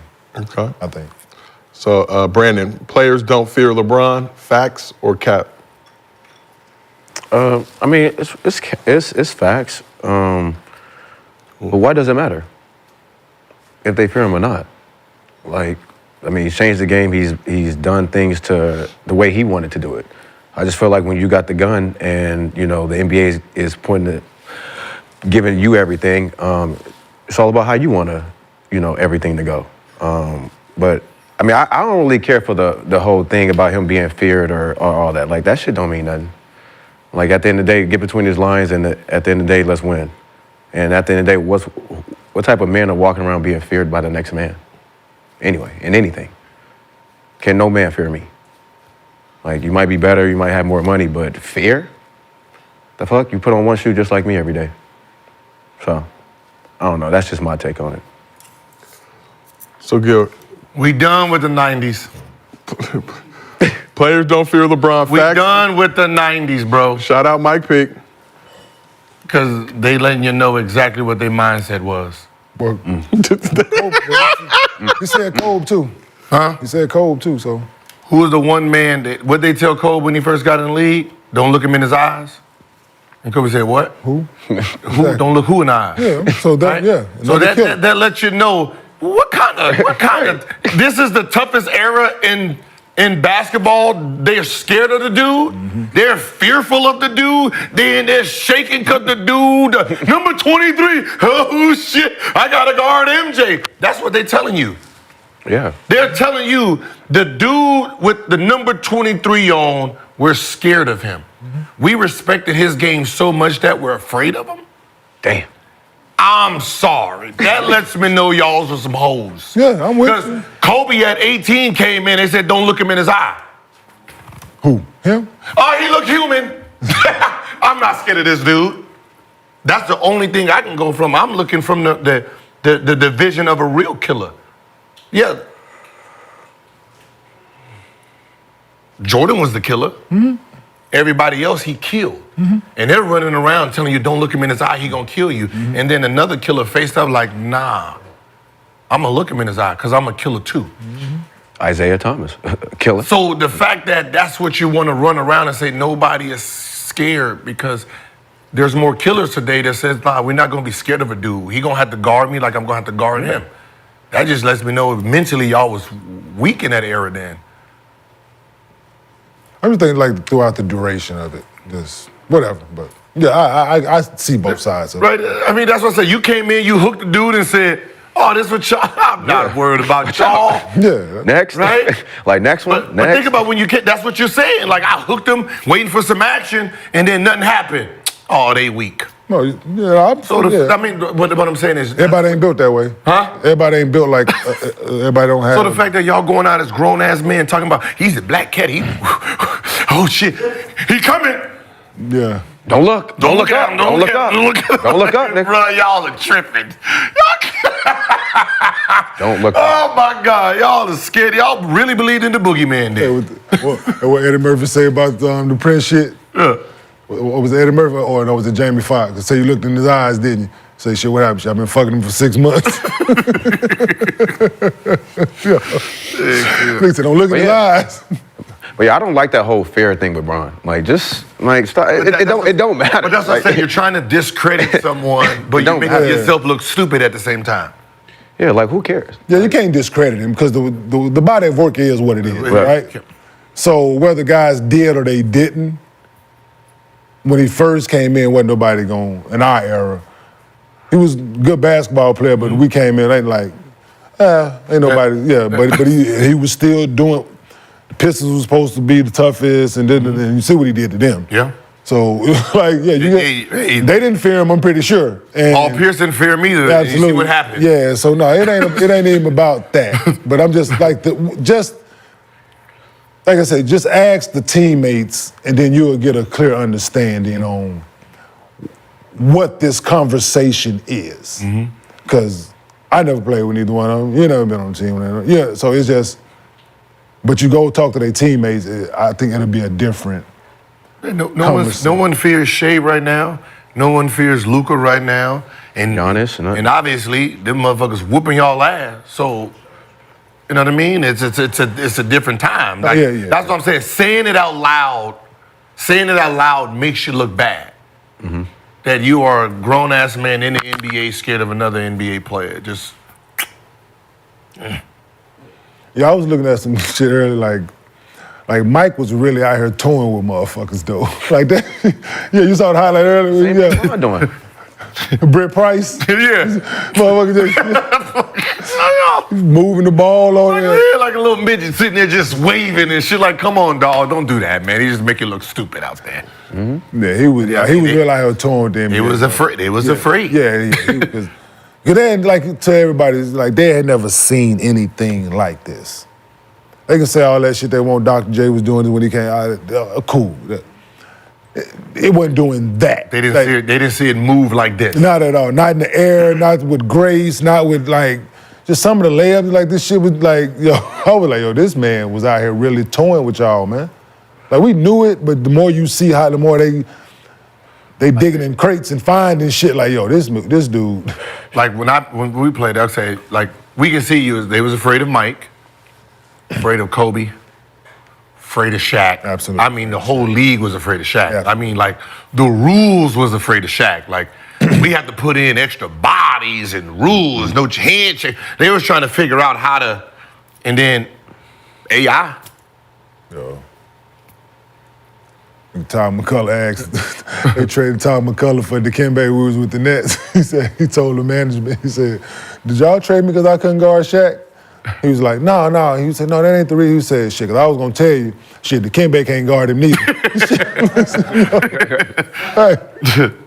Nah, but I think the thing about fear with Bron is like shit, they should fear the way he came into the league, how he planted his seed with his friends and was able to get on outside of like doing it the way everybody else wanted to do it. You know, putting Rich on, putting Mav, putting all his boys on. I think that's the more of the fear of anything people should fear about. The next youngin coming up, you know, looking at how he removed it around the league for 20 years and doing it next. Because he did it his way. That's a lot of his hate too. A lot of people hate him because he did it his way with his own friends. So that's the fear. If you want to fear, you better fear the next youngin that sees that. I mean, we talk about the fear. I don't think fear is a man, right, obviously, but fear of what they can do to you on the court and how they can embarrass and humiliate you. It's more of like, you're more afraid of, let's say, like guards, right? You're more afraid of Kyrie than you would Shea. And Kyrie averaged about 24, Shea averaged about 31. Yeah. Because Shea is going to just get buckets, right? Kyrie's moves will embarrass you, put you on Sports Center, you know, shit like that. That's what you're afraid of. You're afraid of the embarrassment. Like, I was afraid of, like, if I had to guard someone, like, I don't want to, like, be on the highlight with Steve Francis. Right, because one, he gonna do something, try to throw it between your legs and flick it and sit here and bop you, then come down the lane off the Western and like, no, I want to be on Sports Center. And the motherfucker had a total of 8 points, but it looked like he had 45. Yeah. But that's what like, you know what I mean? Like, it ain't really the game. Like, no one fears Joker. You think people? No, you don't fear him. His game doesn't make you fearful. Well, you think I'd give a shit if he gave 20 assists out? Like, you know who got 20 assists, 30 rebounds. What the fuck they got to do with me individually? So you more? He got to the rebound. He scores 22 to 23 points. Oh, I'm not scared of that. Would you say people fear Luka then? No. But you're gonna get that 70. Because it's the game. It's the game. What I'm saying, it's a style of play. Okay. That you're afraid of. Like, you're afraid of more of Embiid. Giannis, because he coming down the lane, Euro dunking on you the whole time. Listen, man. You know what I mean? You know what I mean? Downhill motherfucker coming at you all game? Yeah. But See, you're more afraid of Wemby than you are most of the NBA because his style of play is just different. He might throw it between your legs. He might give you the sham god, and like, you're afraid of that style versus some of this other stuff. Yeah, because also these guys, we can also come back at these guys. In the 90s, of course they're gonna fear Mike. They ain't coming back down and getting the ball. Yeah, they ain't So you getting cooked every time. Oh, they can get the ball, but it don't look like that. Yeah. I can tell you that shit. But they got a pat, like they ain't got the green light like Mike. Today, man, nigga, Luka come down, I'm coming right back down. Right back at you. Right back at it. Like back then in the 90s, man. Like, no, I'm saying whoever the move when he played the Nets, he jumped outside the paint, went through the hole. Whoever had the green light on that team ain't doing motherfucking that. Goddamn. I want to know. We gotta talk to the era when AI came in with that crossover. When he hit MJ. Ooh, I know they was. Oh my God, just him just loading up for it. I know you was afraid of that. He was yanking the hell. Yeah. Listen, they had to take it away from him because it looked so bad. Yeah, like I want to ask somebody who actually played in that game. Yeah. Like, yo, I mean, what was you thinking? Yeah. Like, or somebody who was even there. Even Jay Will in this passing, people were scared of the things he was gonna do. And then Shaq for more of a physical, just domination standpoint. Yeah, nobody. I'm not even going to listen. Look, we sit in the locker room and they talk about, like, hey, man, so you going to sub me when? Y'all had bigs. We have. Y'all had bigs. We was loaded up on them. Y'all had bigs. I think my first matchup was, it kind of got me like, whoa, was you on the team with Jahadi White? Yeah. If Jahadi was taller, right? Mm-hmm.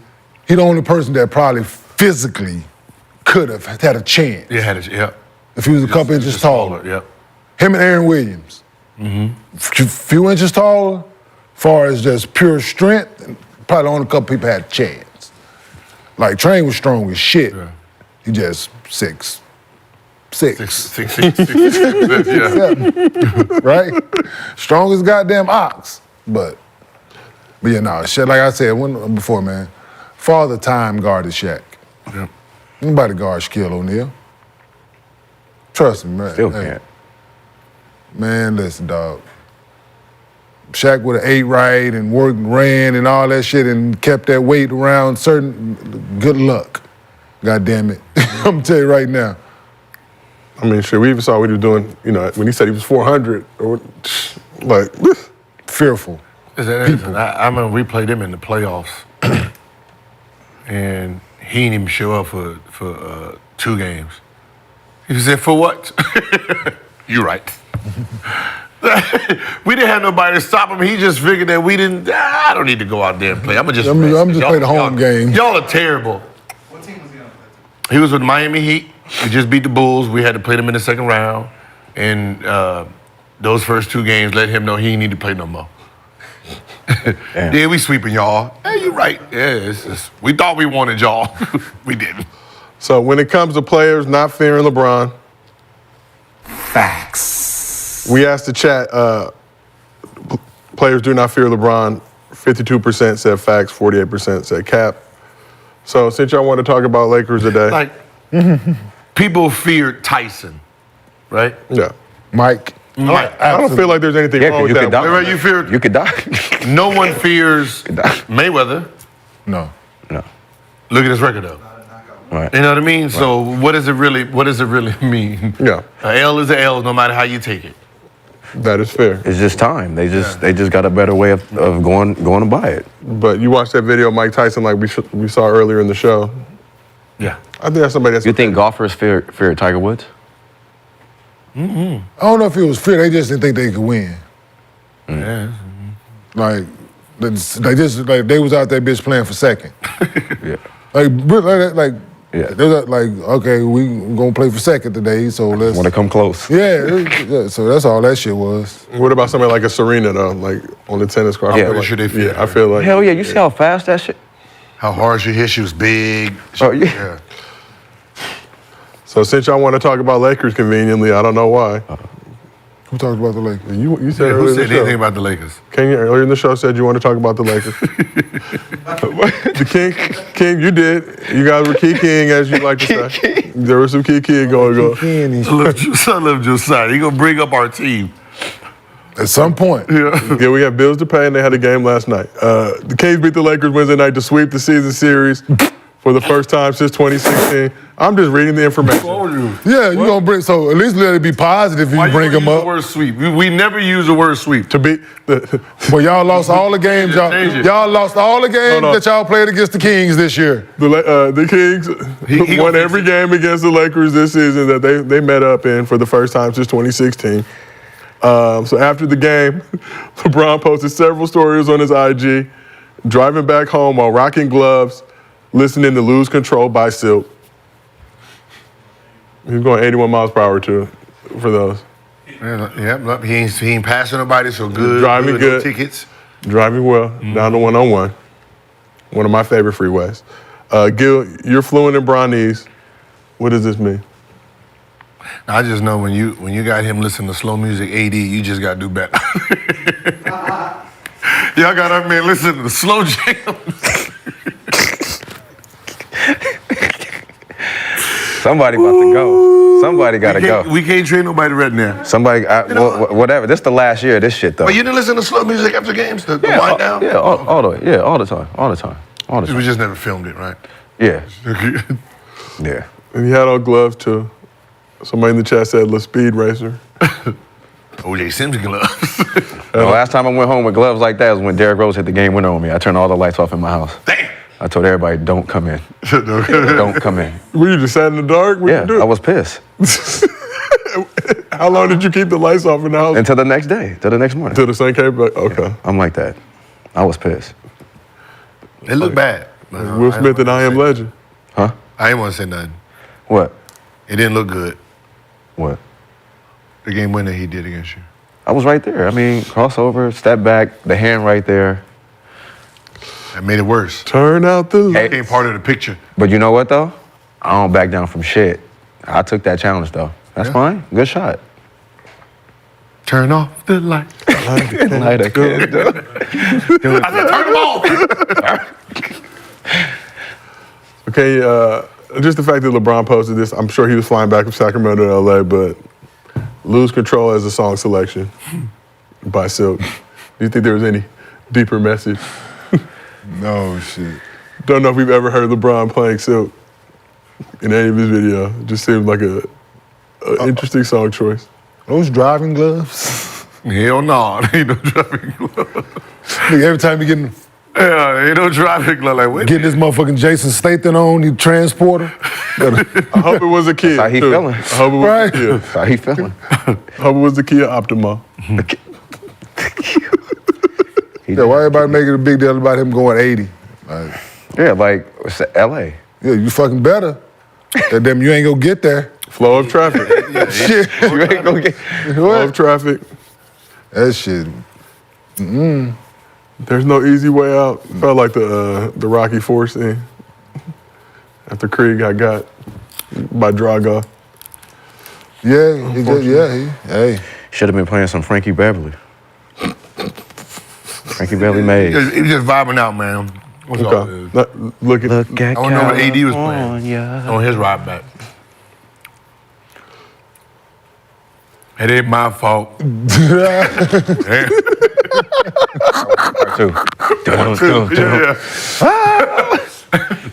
Let's keep it moving. Part 2. According to Shams Charania, Sabonis, don't get out. We on the topic, goddamn Okay, it. You want since to you- talk? since You you would want like to to talk stay on about it. him, goddamn it. Let's talk about Since it. you would like to Let's- stay on it. Yeah, let's talk about the way Sabonis been motherfucking busting AD ass out there. You don't talk about that shit, do you? Exactly. Kane, this is your opportunity to shine. Goddamn, no, you just your Lakers. Goddamn it, speak on it. What is AD now? All right, now, all right. He's just having a hard time. All right, now you against saw the they other treated Wayne at the game. Top bigs, top bigs in the league. Bigger centers, generally of the European variety. Oh, yeah. There's not too many American centers, so Nah. Well, What happened to the game I love? busting. Listen, that's, post his ass up, motherfucking put him in the bag. He laying on the ground, hold his goddamn face. Man, if you don't get your ass up, man, go get down the other end and go get a bucket. It ain't even wet over there. Yo, yeah. I be having little questions. Yeah. We done played them 4 games, right? There have been 4 matchups between the Kings and Lakers this season. In all 4 games, he's been left-handed, right? Let me think. Yeah. Yeah, right. Left-handed. So I was trying to figure out when he goes right. All 4 games he did the same fake spin back to his left with the same move on game 1, 2, 3, and 4. I'm pretty sure after game 1 you should have adjusted and realized. Let's see if he has a right hand hook shot. Okay, so you didn't get that in No. game 3. We figured you was going. Let's see. Once he goes right, let's let him finish with the right hand hook shot. No. Okay, so game 4 and the same. That was the same move that got his ass hit in the mouth. Yeah, absolutely. Turn around, Yes, boom. Maybe just next time, just let him stay on that side and see if he can do one of these. Yeah. I doubt he can do one of these because the last 3 games before this one, he didn't even try it. Yeah. Hey, dog. Yeah. So what you gotta say to that, Josiah? Whatever you would like to say, King. About your Lakers. Yeah, talk about your Lakers. Come on, you got it. No, we getting ready for. No, don't do that. We Peaks getting and ready for valleys. playoffs. Peaks and valleys. Y'all getting ready for a play-in. Peaks and valleys. Wait, Joe. A play-in. No. Postseason. Let's get it correct. We're getting postseason You're not getting ready for the basketball. playoff anything. Postseason basketball. No, the reason we like to play. Y'all are team 67 Revving up. in the before it was 64 teams, right? The first four. For now y'all the first four in out. Niggas got to go to Dayton. We like that because we got a game. Y'all 6 days. Y'all everybody selection else, Sunday. remember, everybody else is sitting. Everybody else is sitting for about a week. Rev So up. by the time we get there, we in full motion. We get that first win like always, baby. This was the plan all We along, smart. Kenyon. This was LeBron's the plan all along. LeBron's tactical. This was the plan all I along. know one thing. Y'all better hope y'all don't catch Denver. Shit. Now, We ain't that dumb. Not particularly worried about that. We're not worried about They Denver. ain't no worried about no difference. Well, like you said, the highest y'all can get is 8, right? 7. 7-8. Much more basketball left to said. be played in the season. Like I said, the highest y'all can get is 8, right? Okay, I'll just remind you, we went to the Battle of LA courtesy of Zeke. You said the Lakers were going to get their asses kicked. Oh, they were? Until I left. Then God said no. God said jinxed no. I said I jinxed it, I left. LeBron, very wise man. He looked up setting y'all up. Oh, they gone. We all felt the same way. But let's talk a little bit about just these playoff standings right now, because there's going to be some situations going on that need to be talked about. So let's go look at 7 through 10. We got Suns at 7, Mavs at 8, Lakers at 9, Warriors at 10 currently. Kings and Suns are kind of flipping back and forth in that 6 and 7 spot. But So it's 9 and 10. which two of those teams currently, currently, which two of those teams do you feel like will not be making it to the actual playoff? I just told you. 9 and 10? Neither. So Warriors and Lakers go. Dallas and Golden State is over for them. If I'm the NBA, we need the Lakers and Golden State in it. So you know Well, what? that's problem. Phoenix is 7. Oh, they're 7 right now, though. Right now. That shit weak to me, man. Oh shit, Sacramento. Oh no, Sacramento gone. Right? Like Sacramento gone. They out of there. They out of there. You need They out of Steph. there. You need Steph Curry and LeBron James in the playoffs. I don't you care. play all year, right? Like, that shit is like We don't want to hear that. We don't want to hear 7 and that, 8. man. I'm just talking about 7 and 8. Yeah, we don't right? want to hear that, man. They made If new 8, rules, 9, baby. if 8, 9, and 10 got the same record, I agree. 8, 9, and 10. I don't think 7 should be in the play at all. No, this that's shit. With this shit, dog. Like, and the only way that 8, 9, and 10 is in the play, if 8, 9, and 10 got the same record, then you should have a play-in game shit. I get it in that regard. If you under 500, for damn sure you shouldn't have a chance. Oh shit, that's damn near the whole East Coast. Right? Well, I'm saying 9 and 10, like 8, not like it just you shouldn't have a chance to get in the playoffs. Like 7 shouldn't even be in this conversation. No, I believe The only team that should be thinking about who they gonna play is 1. Yeah. Right? 2 through that shit should be. Come on, man. That shit ain't fair to them, What's so dog. funny is 10th is 34 and 31. Yeah. There should be 9 and 8, right? I mean, Like I'm saying, if they have the same record, yeah, right? that's only. 8, 9, 10. If they have the same record. If they had the same record, then you have a playing situation. Yeah. If 10 is a game out behind him, then he out of the fucking equation. 8 and 9, okay, I get it. 9 could have been an 8, 7 at one point. An injury happened late in the year. They buzzer beater, whatever the case may be. Cool, you're a decent team if you're at 9, but you 10, 11, come on, let's stop this, dog. Yeah, 10th is 4 games away. Like, you had a bullshit season. Yeah, 10th Right? is 4. Yeah, 10th is 4 That games. team in that 10th spot right now is the Golden State Warriors. That's what Yeah, that's what they're 4 games away. And shit on the West Coast, 10 is 6 games away from 8th spot. Yeah, that shit. Yeah, this shit, I mean, That shit's weak, man. they might as well just do it like the tournament. Everybody just first place, second. They should just do it like the tournament. Everybody makes it. Might as well. So how do you feel about just the top 16 teams make it regardless of conference then? Top 16. Top 16 teams, no matter, just go by your record. Just By based your on record, record? not Best the six. coast? No, take Best- the best 16 best teams. 16. I think that's dope. That'd be hard. Fuck all the East West. Just Yeah, no matter who it is, Just the one top play 16, two play 50, just like, Or if you want to even make it more teams, give those top 2 or 4 teams a bye in the first round and then let the, do an NFL. One half a bye. Yeah, 1 and 2 have a bye. The top teams in each conference. Just each team in each conference have a bye. Yeah, how you got? But you remember there's like the West Coast, right? They're gonna be sitting at damn near 1 or maybe 2, 3, 4, 5, 6 on how their record works. Well, hey, and just make them like second place got 42 wins on the East. So you have Celtics at 1, right? So you have Celtics at 1. It'd be Denver, OKC, Minnesota. Then it goes Boston. Then it goes Cleveland, then Milwaukee. So you got 3 Eastern Conference teams and Yes, so it 4 goes 1 Western East, Conference. then 2, 3, 4, 5, Yep. and then 6, 7, 8, Yeah. 9, Yeah, this is wild. 10. Yeah. Hey. So like somebody that's like, let's say like New York, right? They're in 4th. They'd be facing damn near Boston in the first. Okay. Hey, you played them already. Yeah.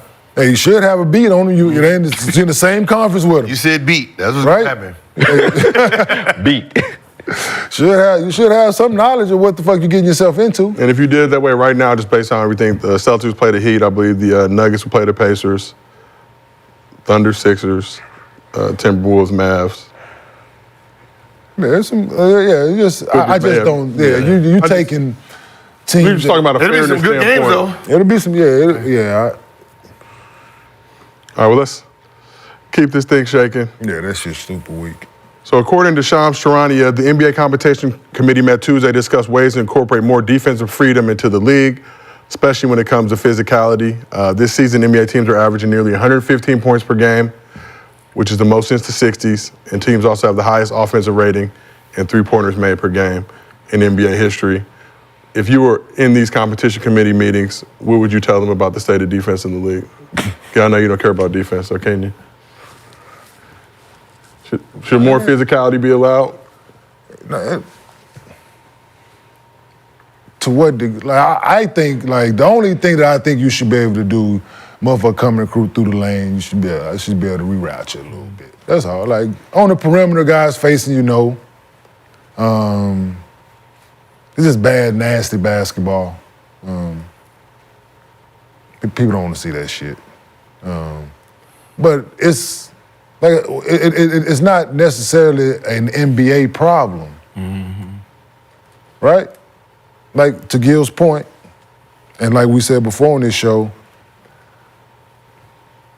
you want better defense, then you got to go to fucking college, get college players in this motherfucker, right? That's just what it is. Like, because you got to go get you some juniors and some seniors that's been motherfucking playing defense for 3 or 4 years in college and been getting yelled at for not fucking closing out the right way. You want better defense.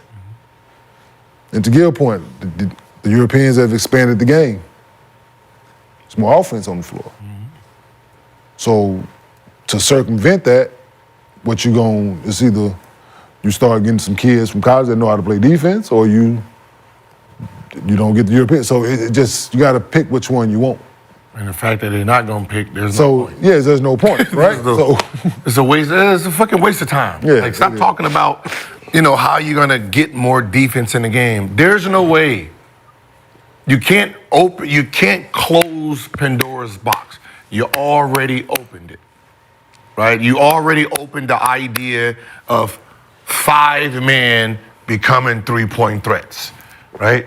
You can't rewind a player like Joker, Sabonis, right? Wagner, right? You can't, these guys that are 6, 10, 7 foot shooting threes, you can't rewind it. You can't put it back in the box, right? That's not a guy in the lane waiting for someone to, So even if you try to do 3 seconds, no 3 seconds, what are you gonna do, Rudy, when you're guarding Jokic? You're sitting there, he's shooting a 3, Right. Yep. right? Or they just play small ball 5. Yeah, it's small ball 5, right? Right now you're talking about what? More physical. More physical for who? All the centers, for the most part, are thin men. That means Joker gets to try to play bully ball. right? Who on defense is going to be trying to play defense against him? There's nobody built for it. Embiid, he's just going to play fucking Giannis will really be running through people, right? You try to make it more physical for him. He is more physical than everybody. The reason he don't run through people is because there's a charge, right? If there was no charge, goddamn it, you're not going to keep this man out of the lane. He gonna get to the But now you're talking about what? The guard play? Now Luka now you get to really bang with Luka. He's 6'9". at the point guard. He's 6'9". What is Steph gonna do? Right? What is Ja gonna do defensively? What you can grab the motherfucker, he's still gonna push through you. Ant-Man, you try to get up on Ant-Man and try to bully Ant-Man, he's stronger than them. Right? The guys are stronger, bigger. Defense is cool. Offense can be really more aggressive than defense. Mm-hmm. Right? You're still at a disadvantage. That's what I said. So at this point, it's pointless. Mm-hmm. Right? Stop listening to fucking media. You're letting media try to dictate what the owners complaining. Hey, your pockets are fat, right? Huh?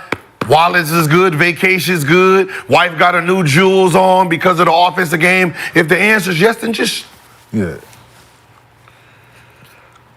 shut up. So there's nothing you can do.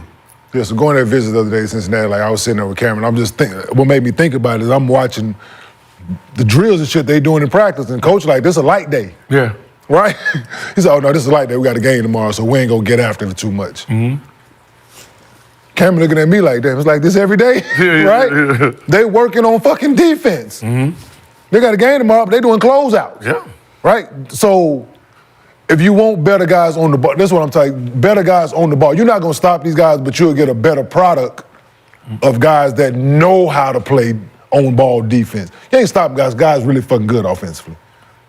It's just a better product overall if you go get college kids, right? No, that's not that because how many college kids are actually good? They're not. I'm saying that's what I'm saying. Yeah, like to play in the NBA, they're not. But that's the problem. Like when we talk about college, for the most part, every year there's 40-something. Yeah. Only 15 or 20 are going to actually play. So, and how many of them are actually locked down defenders? Oh, yeah. So unless you're just going to be drafting just these defensive players messing up your offense. You got your Tony Allen. Yeah, you got a whole bunch of, you got a whole bunch of Patrick Beverleys that's going to sit there, and for the most part, he still gets lit up. Yeah. But he tries. Yeah, that's all. Right? So you're going to take away your offense for some more defense. You can go out there and put 5 defensive players out there. They ain't going to score the ball for shit, I can tell you that. You can get Roberson. What's the dude? You can get a whole ball. You can get Roberson, Pat. You can get some MB, not MBs, but you can get Ben Simmons, right? You can get a whole bunch of them. Good luck offensively. Yeah, I'm with right? Y'all got a whole 12 points for the game. 12 for each quarter. Yeah, you know, the score is still 100 56. to 56. So is this really just an issue with fans bitching too much? It's fans, man. Because they complain. Fans, old media, man. They complain when the scores was low. Hey, and it was ESPN, don't y'all got some more firing to do? Go on and do it already. God damn. Shit, just keep letting the motherfuckers go. They stupid. Yeah, it's barbershop. They dumb. It's barbershop talk. People ride. It's So, but as you guys watch the game, how do you feel about watching the game today? Look, I watched the game and this is what I'm watching, right? Remember, we have super teams. Other than super teams, we still have teams, right? We just talked about Jaylen Brunson. Brown? Brown. He's a number 2 option at $300 million. He's not a second option making $3 million a year. He is the second option making $300 million. Mm-hmm. Your third option is a Euro that's 7 foot that can shoot threes, jump, and block. Fourth option is an all-star. Right? All-star defensive player that plays the right way. The weakest link was considered an all-star this year. Hey, we need to put Derrick White as an all-star. That's your 5th option on the team now. So what are you doing? What are you doing? Right? Phoenix, right, they're letting you know our weakest link is Grayson Allen. So when you decide to double, 56% shooting in that corner. But Miami, when they go, our weakest link is Kevin Love. That's our weakest link, sitting there shooting shots. Right? It's a different game. They are building game. They're building teams so you can't stop their best player. Right? We done seen Kuminga sit on the bench all motherfucking year. He plays in the game. Look what they got. Look what they got sitting on the bench. They got Kuminga sitting on the bench. It's a different game. They're building these teams so you can't stop their best product. They're making it hard for you to actually guard someone. Shea, you can't guard Shea because they're young. They don't have any all-stars. But what do those guys around him actually do? Spread the floor. That's why they're good. You can't guard their best player because the supporting cast they're expert at what they do. They got 35. I don't even 38% shooting is the worst, and that's Chet. It's only his first year. Yeah, that's what I'm saying. Like, he's the worst shooter. Like, all right, we're gonna double off Chet. He's still shooting it. Now he's rolling to the rim. I mean, it's pointless. There's nothing you can do, man. So I guess for me, it's like, instead of fans bitching and complaining, they should be appreciative of how the game has evolved now. And because y'all know, coming up as a 4 or 5 man, doing the shit that 4s and 5s do now, that was unheard of. It was back to the basket, getting the post. Occasionally you see a stretch 4 here or there. Just watching the game in general is just like, shit. Like more scoring. Like that's you see this. Like it was only like 1 or 2 niggas scoring. Yeah, back then, yeah. You see the swing. Back in the day, that swing, because you always put your worst shooter away from the ball. Like, so if we running an offense here, hey man, go sit in the corner right there, right? And then they come double down. We got to swing, and obviously he can't shoot, so he got to swing it back, and now that becomes a deadly shooter. The first pass out, that dude is a deadly shooter now. 10 years, I mean, shit, fucking 5 years. Once, like when Chris Paul's then retire, when LeBron retired and all these, what's coming next is more shooting. That's the thing. The one thing you got to do in the NBA now is you better be able to shoot the ball first. Yep. Shoot the ball. Yep. Like Ja Morant's right-hand man, Bane, what he can do? Shoot them. Shoot the ball. Dillon Brooks, what he doing this year? Shooting the ball. Shoot them. He realized all that. All that defensive shit. What he can do though is still shoot the ball now, because he realize at some point if he can't put the ball in the basket, he ain't even gonna be on the court to play defense against somebody like LeBron. Sacramento, who can't shoot on that floor? When they say, "Oh man, Fox is fast." We know he's fast. We know where he's going. Why can't you stop him?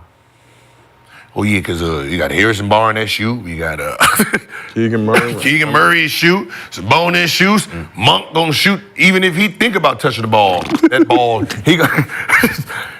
I seen him on the bench. He's sitting there counting like, yeah, I would have had one. That would have been the shot. That would have been the shot. Yep, I for sure would have shot that. I mean, you got all shooters on the court now, man. It's just different.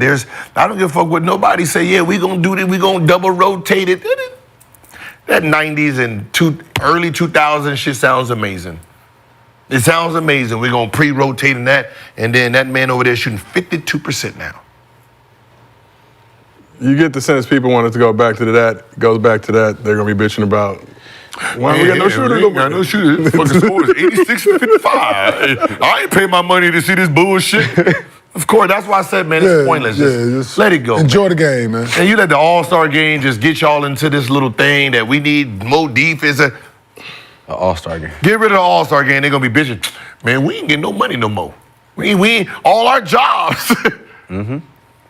Well, on the subject of defense, you mentioned Dillon Brooks and what he's had to do on the offensive side, but let's talk quickly just a little bit about a defensive trick that he's using now. So Dillon Brooks emerged as one of the best defenders in the league, was second team all defense last year, has a few tricks up his sleeve. We got this video. He's got this strategy of basically high-fiving guys as they're shooting. So if you make contact with the shooter's hand after the ball is released, considered legal. And it's that one actually worked out, but seems like a reasonable strategy of how to approach the game. And obviously, he's crafty. So they legalized fouling. It's not a foul. You don't think it's a foul? The high five. If you shoot, Mike Bibby used to do that to me my rookie year. I used to get annoyed, but the ref told me, he was like, "Well, it's gone. So if he hits your hand after it's gone, it is what it is." Like Mike Bibby was doing that to me. True. Yeah. So, but like, you know, if it's gone and then he tapped my hand after, it's like, how's that a foul? It's gone. Like if he just slapping hands with me. Loose ball foul. I mean, it's like anything. If I go up and I make a layup and then I smack your arm, the layup's already gone. They call that foul, right? Smack your hand, though. What I'm saying is anything after the ball is gone, they're calling the foul. Right? If I shoot the shot and it's already shot and I come and chop your ass to the stomach, they're going to call a foul. Right? You know what I mean? And so it's... But hand not a part of the ball? Yeah, I think that's what it is. They saying hand with ball. So like if you shoot, I can slap. So if you shoot, I can give you a high five. So I can hit you anywhere in your body that does not affect the shot. It's a foul. The one thing that can affect the shot, they're not calling it a foul. It's already gone. Loophole. I don't know. It's already gone, but you can see people are clearly airballing. Follow through. Huh? Because you can't follow through. Not allowing you to follow through. That's a foul. So you think it's a Oh, so Mike, remember, I'm shooting. It's like you're They're not hitting your wrist. Mike Bibby. It's hitting your head. So you can't follow through. You're cutting off my follow through. Yeah, you can't follow through. That's why everybody shot short. Yeah.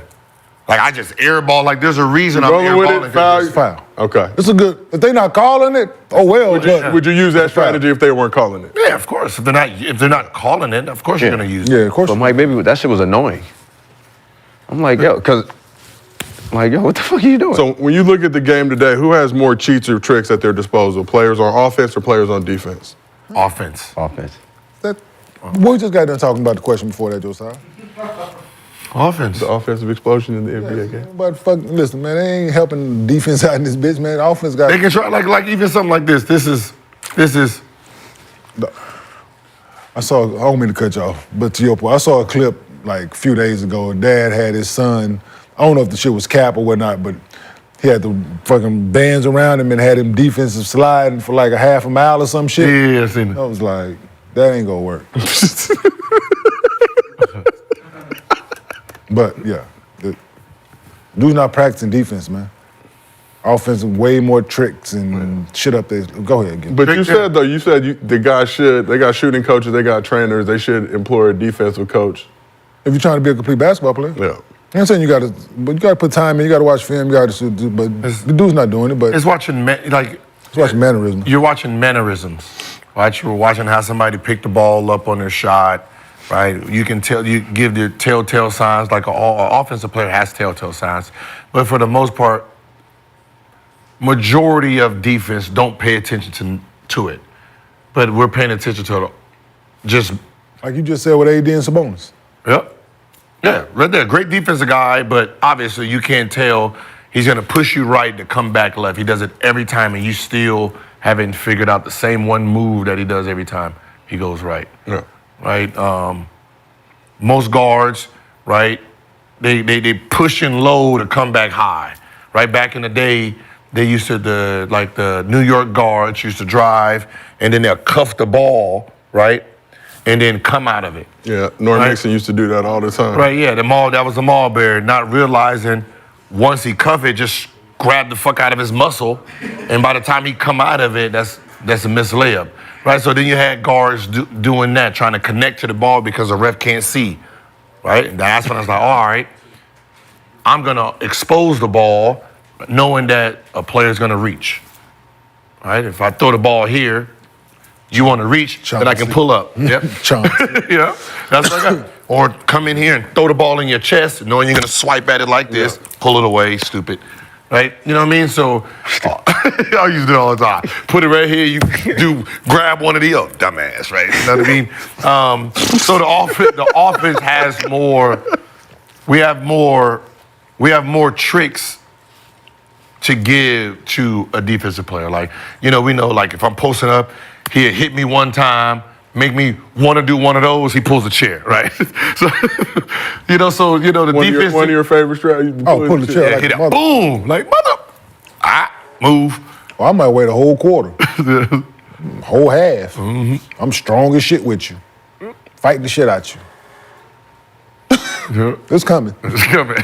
Man, you look stupid. But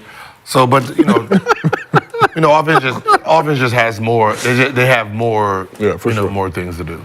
Kenyon, obviously you had a lot of stuff like that up your sleeve as a defender. What were ways that you manipulated offenses to gain a defensive advantage, knowing that obviously they can do way more?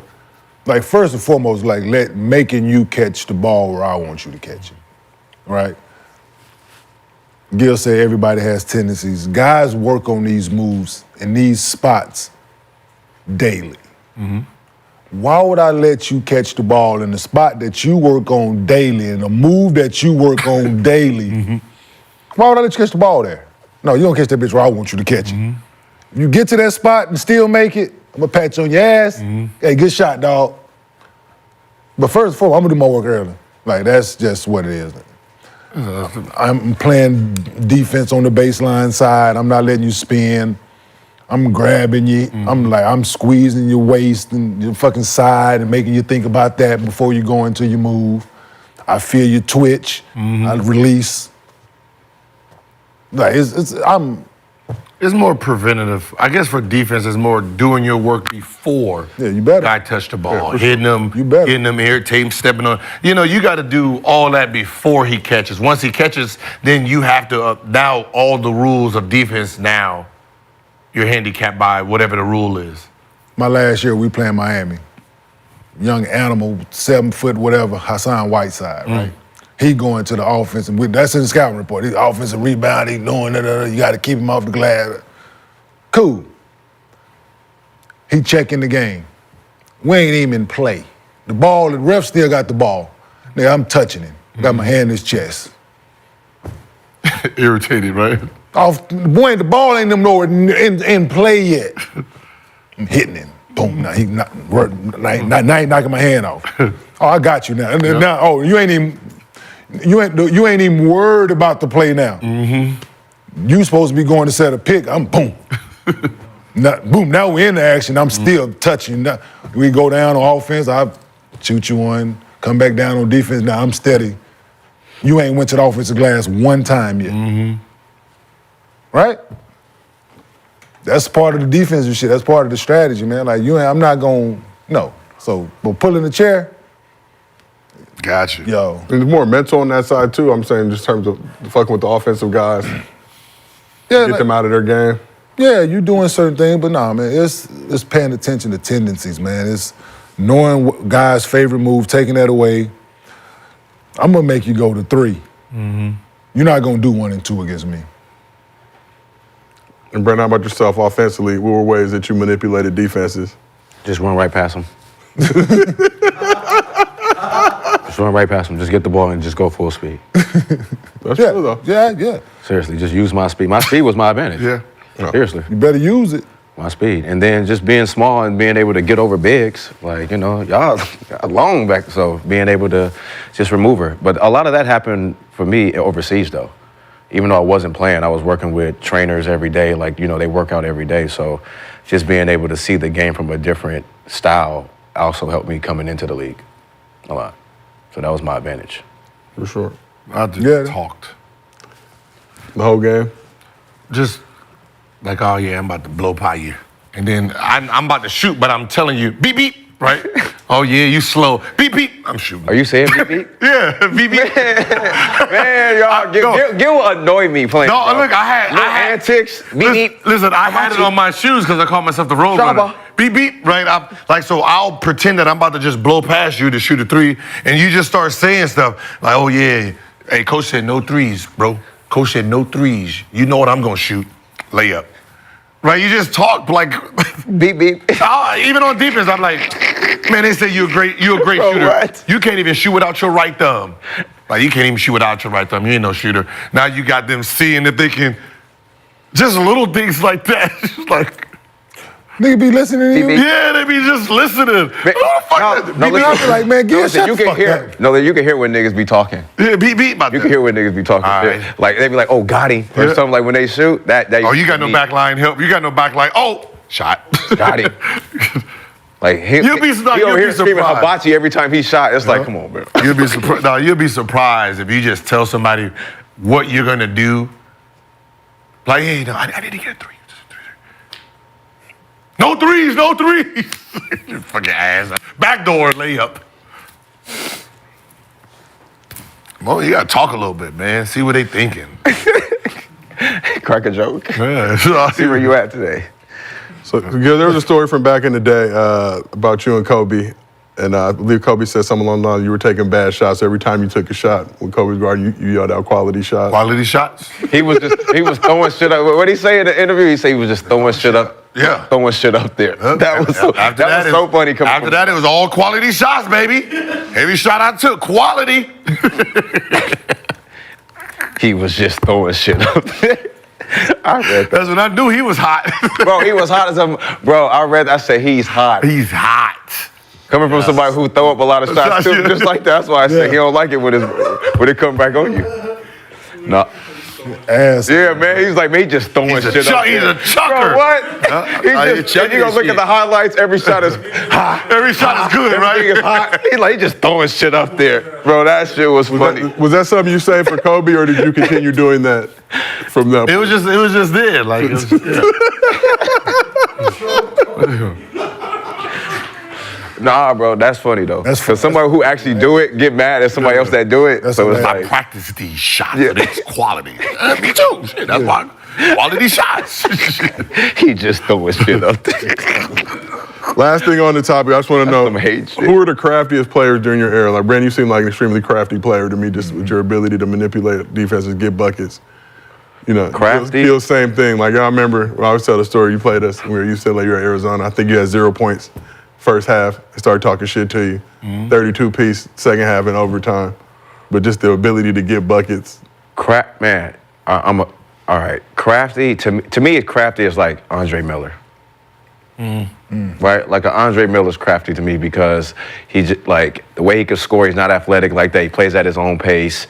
And I think he had like 52 one game with no 3-pointers. So, like, Andre Miller, like that, like that's crafty to me. Like, something that where it's like, damn. Post your ass up. Yeah, like, you know. So, that's shout out to Andre Miller. Hey, Andre Miller is a Watts, bro. legend. Still cool as shit. Jamal Tinsley, playing his own speed. Jamal was Like, just crafty. Like, just.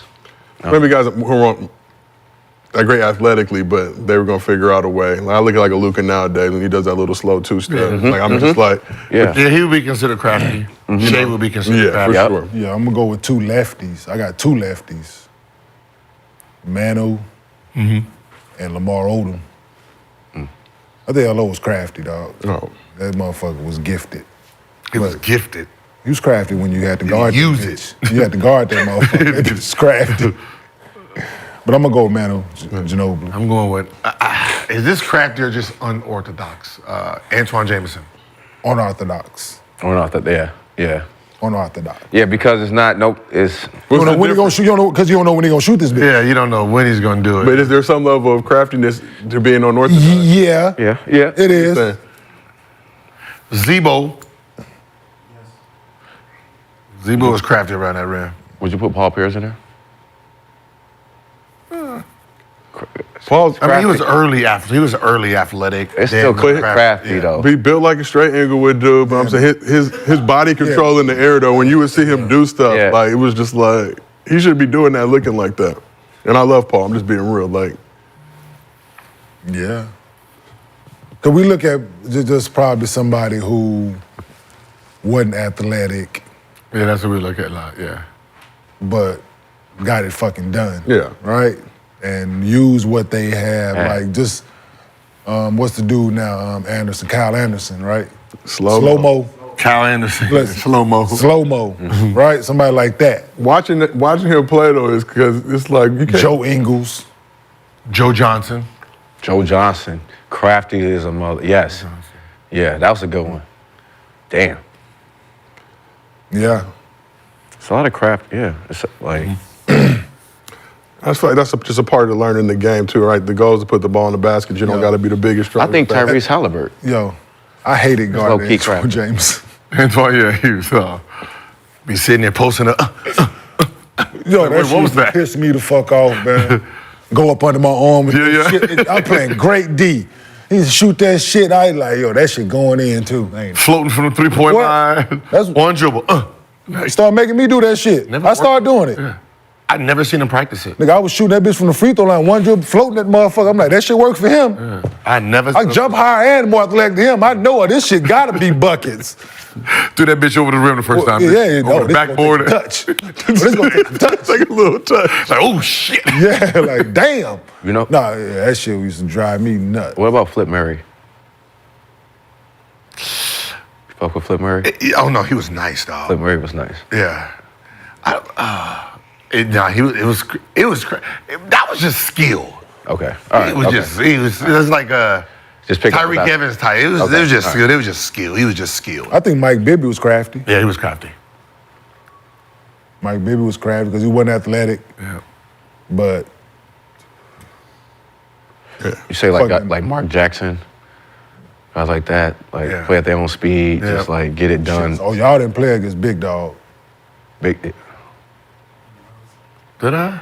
No, I don't think you did. No, Big Dog with Was he? Was you? 2000. I came 2001. Yeah, you did. Yeah. Cause we played them in the playoffs. He didn't play. Or Milwaukee. Did he play? Oh, but that. Sam Cassell was crafty. Yeah, absolutely. okay. Yeah. Yep. Absolutely, Sam. Yeah, Sam. Yeah. Man, he used to fuck me up. I So hate we was, Sam. we was doing a shooting contest, right? We was in Miami at the joint, and people was betting, right? So I'm betting. I said, so I'm betting against Sam, right? Whoever he was shooting against, I'm betting against Sam. He getting ready to dribble the ball. I said, no, fuck, no, whoa. He can dribble it, but he got to dribble it with his right. They was like, what you say? I said, listen, if you let him dribble this bitch with his left, you're gonna lose. They were like, what you? I said, all right, do it your way then. That motherfucker, swash it. I'm like, I told you. Yeah. He put that bitch in that left. it's over. Hey, you can count it. Yeah, 'cause Big Dog had this little hitch in his shit. You go, and that shit you couldn't time it. It's a little hit to get it off. Like I'm sitting on it. But it just makes you react. Like you're like, oh shit, I went for the feint. Knockout. All right, well, let's keep this thing moving on to MostlyFans. Oh. On our St. Patrick's Day edition. Can you not? You gotta pick the kids up today? You say trying to make BD? sure No, we got a everybody- game today. Okay. Or is this more skill? Trying to be on the clock. More skilled. Okay. Yeah, We done got a little inebriated. BD was more skilled. Courtesy of Underdog Fantasy. Download the app, use promo code GIL. All right. They'll match your first deposit up to $100. Our first question from Underdog user JDK23. False. I ain't doing it. No. Yeah, I'm a little tipsy right now. I was about to figure out something that fucking to fuck you up on that false, but didn't do it. Who are the top 5 greatest in-game dunkers? And he goes on to say, I got Vince, Dominique, MJ, Kemp, and Blake Griffin. Top 5 greatest in-game You dunkers. said who? Kenyon, Okay. KJ, Kenyon, and KJ. Okay. Oh, All the KJs. They All lie. the KJs. Dillon. So you said I got Vince, Dominique, MJ, Kemp, Blake. Dominique. I'm throwing Stromile Swift in there. Absolutely. The Bird. You gotta throw Stroh in that motherfucker. He windmill that bitch. What? In game? Keon. Listen, so Yeah, this Stromile. Yeah, come on. fucking Keon Clark. Yeah. Bitch, jump. I like Blake Griffin in there. In-game dunker? Yeah, like Going that- Sean Kemp, Michael Jordan, goddamn Blake Griffin, Stromile Swift, and Vince Carter. Mari? Marsh. That 5 I just went with is LeBron. In game? LeBron. Yeah, LeBron has some shit in game. Shit in game? Yeah, he had. Yeah, LeBron's in there. so let's go again. Okay.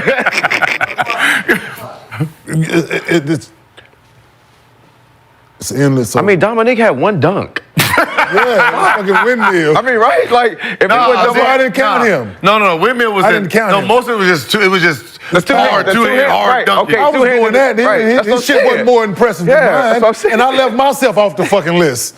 So Here this one. I'm saying I left Amari off the list. I'm saying like, but shit that Blake was doing, Michael Jordan was doing, Vince was doing, Stroh, like, you can go Stroh or Amari. Yeah. Or You got to put or Blake you. in that mix. Me, like, just, Or so you. it's, Like, because we talking about. no, I got bodies out here. Yeah, no, for sure. Like, Like, I is got- it fast like- break? Is it bodies? He got Is dead it bodies. styles? What? Got a dead body. In-game dunk, the shit that you're doing in-game, right? Yeah. Whether it's on the break, whether Yeah. it's on somebody, whether, all of these matter, right? And a lot of them. But- It has to Yeah, be a lot of- yeah, it's a right? lot of 'em, It yeah, can't be. yeah. I mean, how many Stromae had? And I'm just thinking about, like, if I mean, you're I think thinking Stromae about I got body, He got a highlight tape of it. Like, so that's why I would like go at least 2 stats. minutes. I would put Amari, if I'm picking, I would probably put Amari over Stromae if we're doing Okay. this list. Okay. But, shit. Yeah, We missing somebody? So other names. Gerald Green. Think about Shaq, I Daryl don't know how Dawkins. many. I don't know how many. Yeah, but he had the one. No. He got a highlight. You be like, ooh. In the NBA. Yeah. In game. When he was like in Phoenix, when he played in Phoenix and played like, yeah. But that's what I'm saying is like how, them. Sean Kemp for sure. Sean Kemp for sure. Michael Jordan for sure. For Hey, sure. what about Vince Derrick Rose? Carter For sure. For sure. Derrick Rose had a year where it was just 1 year. He was a point guard. Blake For sure. So And that Amari. 4. Yeah. and Amari, right? And then we can go motherfucking DeAndre Jordan. We can go Stromae. I can put myself Throw in that Dwight bitch. in there, yeah. Dwight. Yeah. Ja. No. D Rose too. D-Rose. D Rose is in there. That Dwayne that Wade. MVP year. Yeah. And I said it all depends. It has to be like how many you got. But just for just being like just your natural athleticism, Yeah. then you put like Zach LaVine in there. You put Hey. Ricky Davis. He ain't got the resume yet. Hey man, my son, listen, Jack. Oh, the Them block. first 3 years, he got some bodies on his resume. Who, KJ? He'll say he's blocking all I that. don't know about Boy, no, that shit. I don't know about that. I got dunked on by KJ Jason would've- Terry. Don't I seen KJ would've KJ. put I you seen in the- KJ on my KJ would've put you in the Usually rim. come down and Hey. dunk on a grown man. He would No, have put you in the I rim did in high that. school. You were the pro. He would have put his senior at Sierra Canyon. You would have been the lead. He would have put your ass in there. Oh, no. I seen him. No, trust me. I got dunked on by Jason Terry, bro. Yo, his senior at Sierra. No, listen. Don't pay attention to me, bro. Yo, Jason Terry had a 22-inch vertigo and he caught me. no, KJ didn't put him up. Last year, he put motherfucking Miles Turner ass in that goddamn rim. I was like, oh. And Miles Turner, shot blocker. And he dunked hard. Yes, it's meaningful violence He behind dunked hard. it. Yeah. So Yes. next question. Did he jump higher than you? I think his one leg shit for sure. Yeah. Because his head at the rim. His one leg shit. I could touch the rim. That's. I can still, if I warm up in a good day, I probably can touch some of the top of the See, square. you said it right there. Top of the square. Nigga, I'm 46. Gotta be were you talking about now? I'm 46, nigga. Wait, no. wait. Yeah. Okay, you can No, make you your talking hand about at the now. rim. I'm talking about Top then. of the square. Like I could probably get. Oh, you can get touch into the top of the square right Right now? Yes. Yeah, that's a. Let me shut the fuck up then. I've never done that at any point in my life. All that.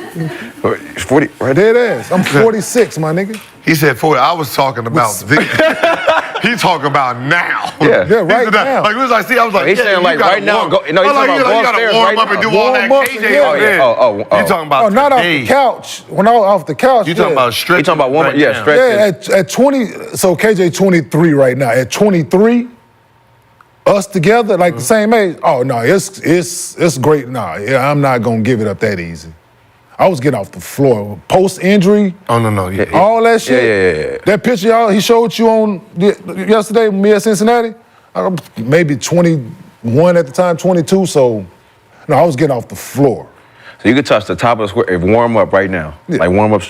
Like, give me a sticker and I can stick it somewhere near the top of the Oh, square. no, okay. Earl Man to go. All right. I ain't saying I can get above it. No, I know. I used to put my whole hand above that motherfucker, slapping it. Take $1, leave some My whole hand would be above that motherfucker. Like, no. Crazy, y'all. Take $1 off there, leave some check. So his dad dunks annual on his birthday, right? Even if I can get it, you like. So his dad dunks annual on his birthday, like still to the day. Like dunking, right? It's so like the kids probably like, can you dunk it still? Dunking is easy still. Like it is still easy for me. No, dunking for sure, yeah. Top of the square is fucking impressive. At 46, bro, that's fucking impressive. You can put a sticker on that's fucking I impressive. stopped dunking at 29, bro. 29? I can still dunk.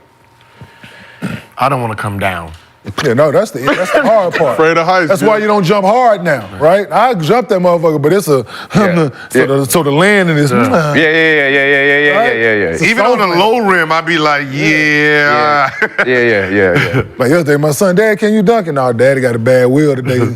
Fucking foot hurt. Daddy, can you dunk? Hey, damn near broke my foot last week. Like, nah, I can't do it today. Playing with you. Not out here. So our next question is from underdog user Ronaldo9.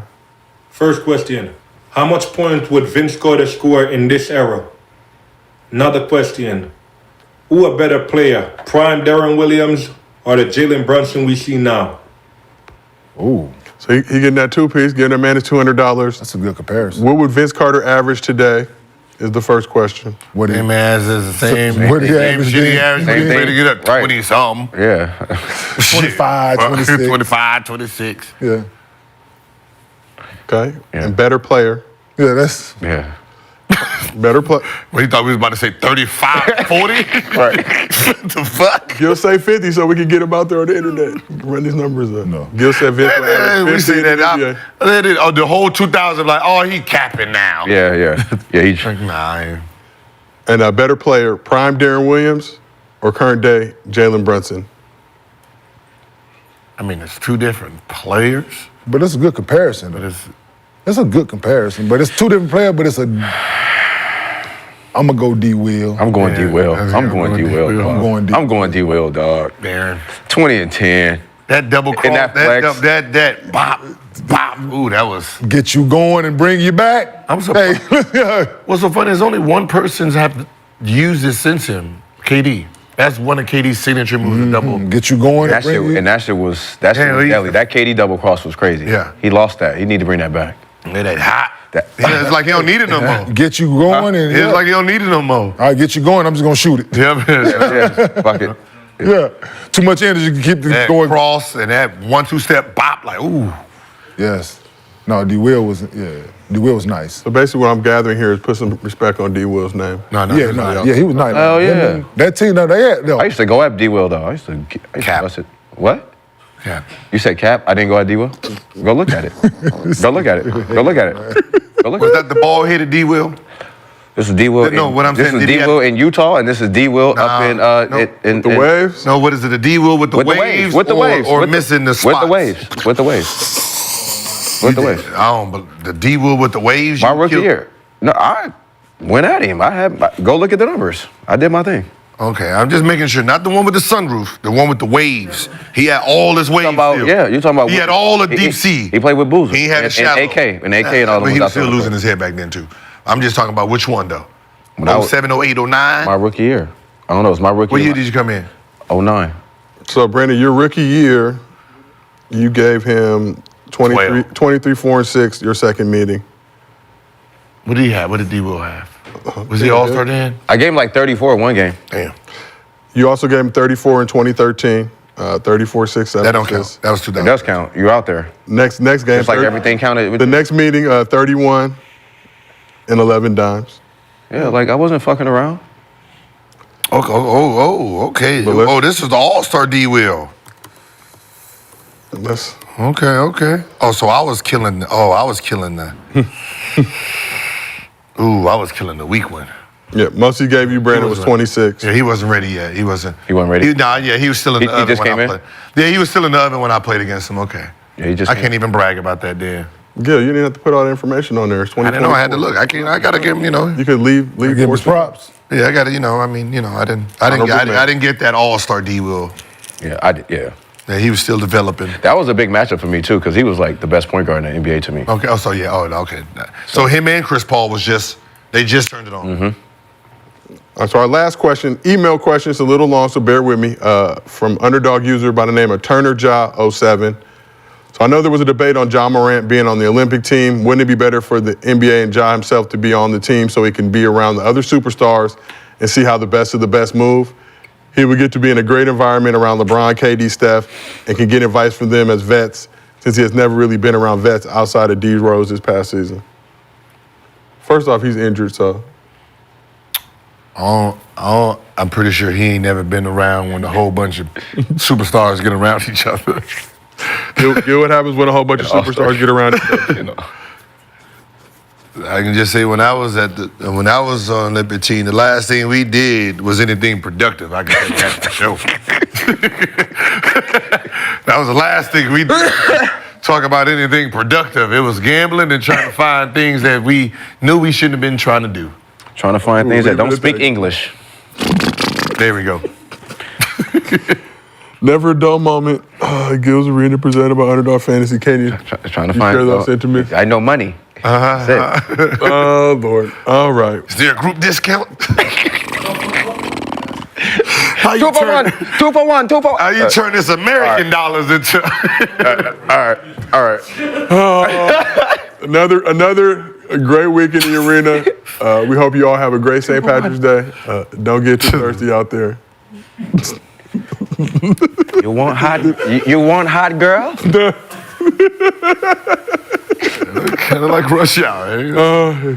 I know you were gonna make the rush hour reference. Good. I already knew. We was in Seoul. What do you think was gonna happen? I think you were just gonna be good teammates, read the Bible together. Yeah, that's what we was doing. Bible study. We was reading the Bible, playing little cards, little gentlemen's game. Uno. That's some bullshit. You're gonna be now we had Shane Batty A's and we had some good guys on the team. We played in there. Why do I feel like those dudes were not invited? Not this year. Not this year. They gonna be in Paris. We only see them game time. Hey man, what y'all do last night? Hey man, what y'all do last night? But only knew. But this has been another episode of Gills Arena presented by Underdog Fantasy. Whoa, whoa, whoa, whoa. We will see y'all next week.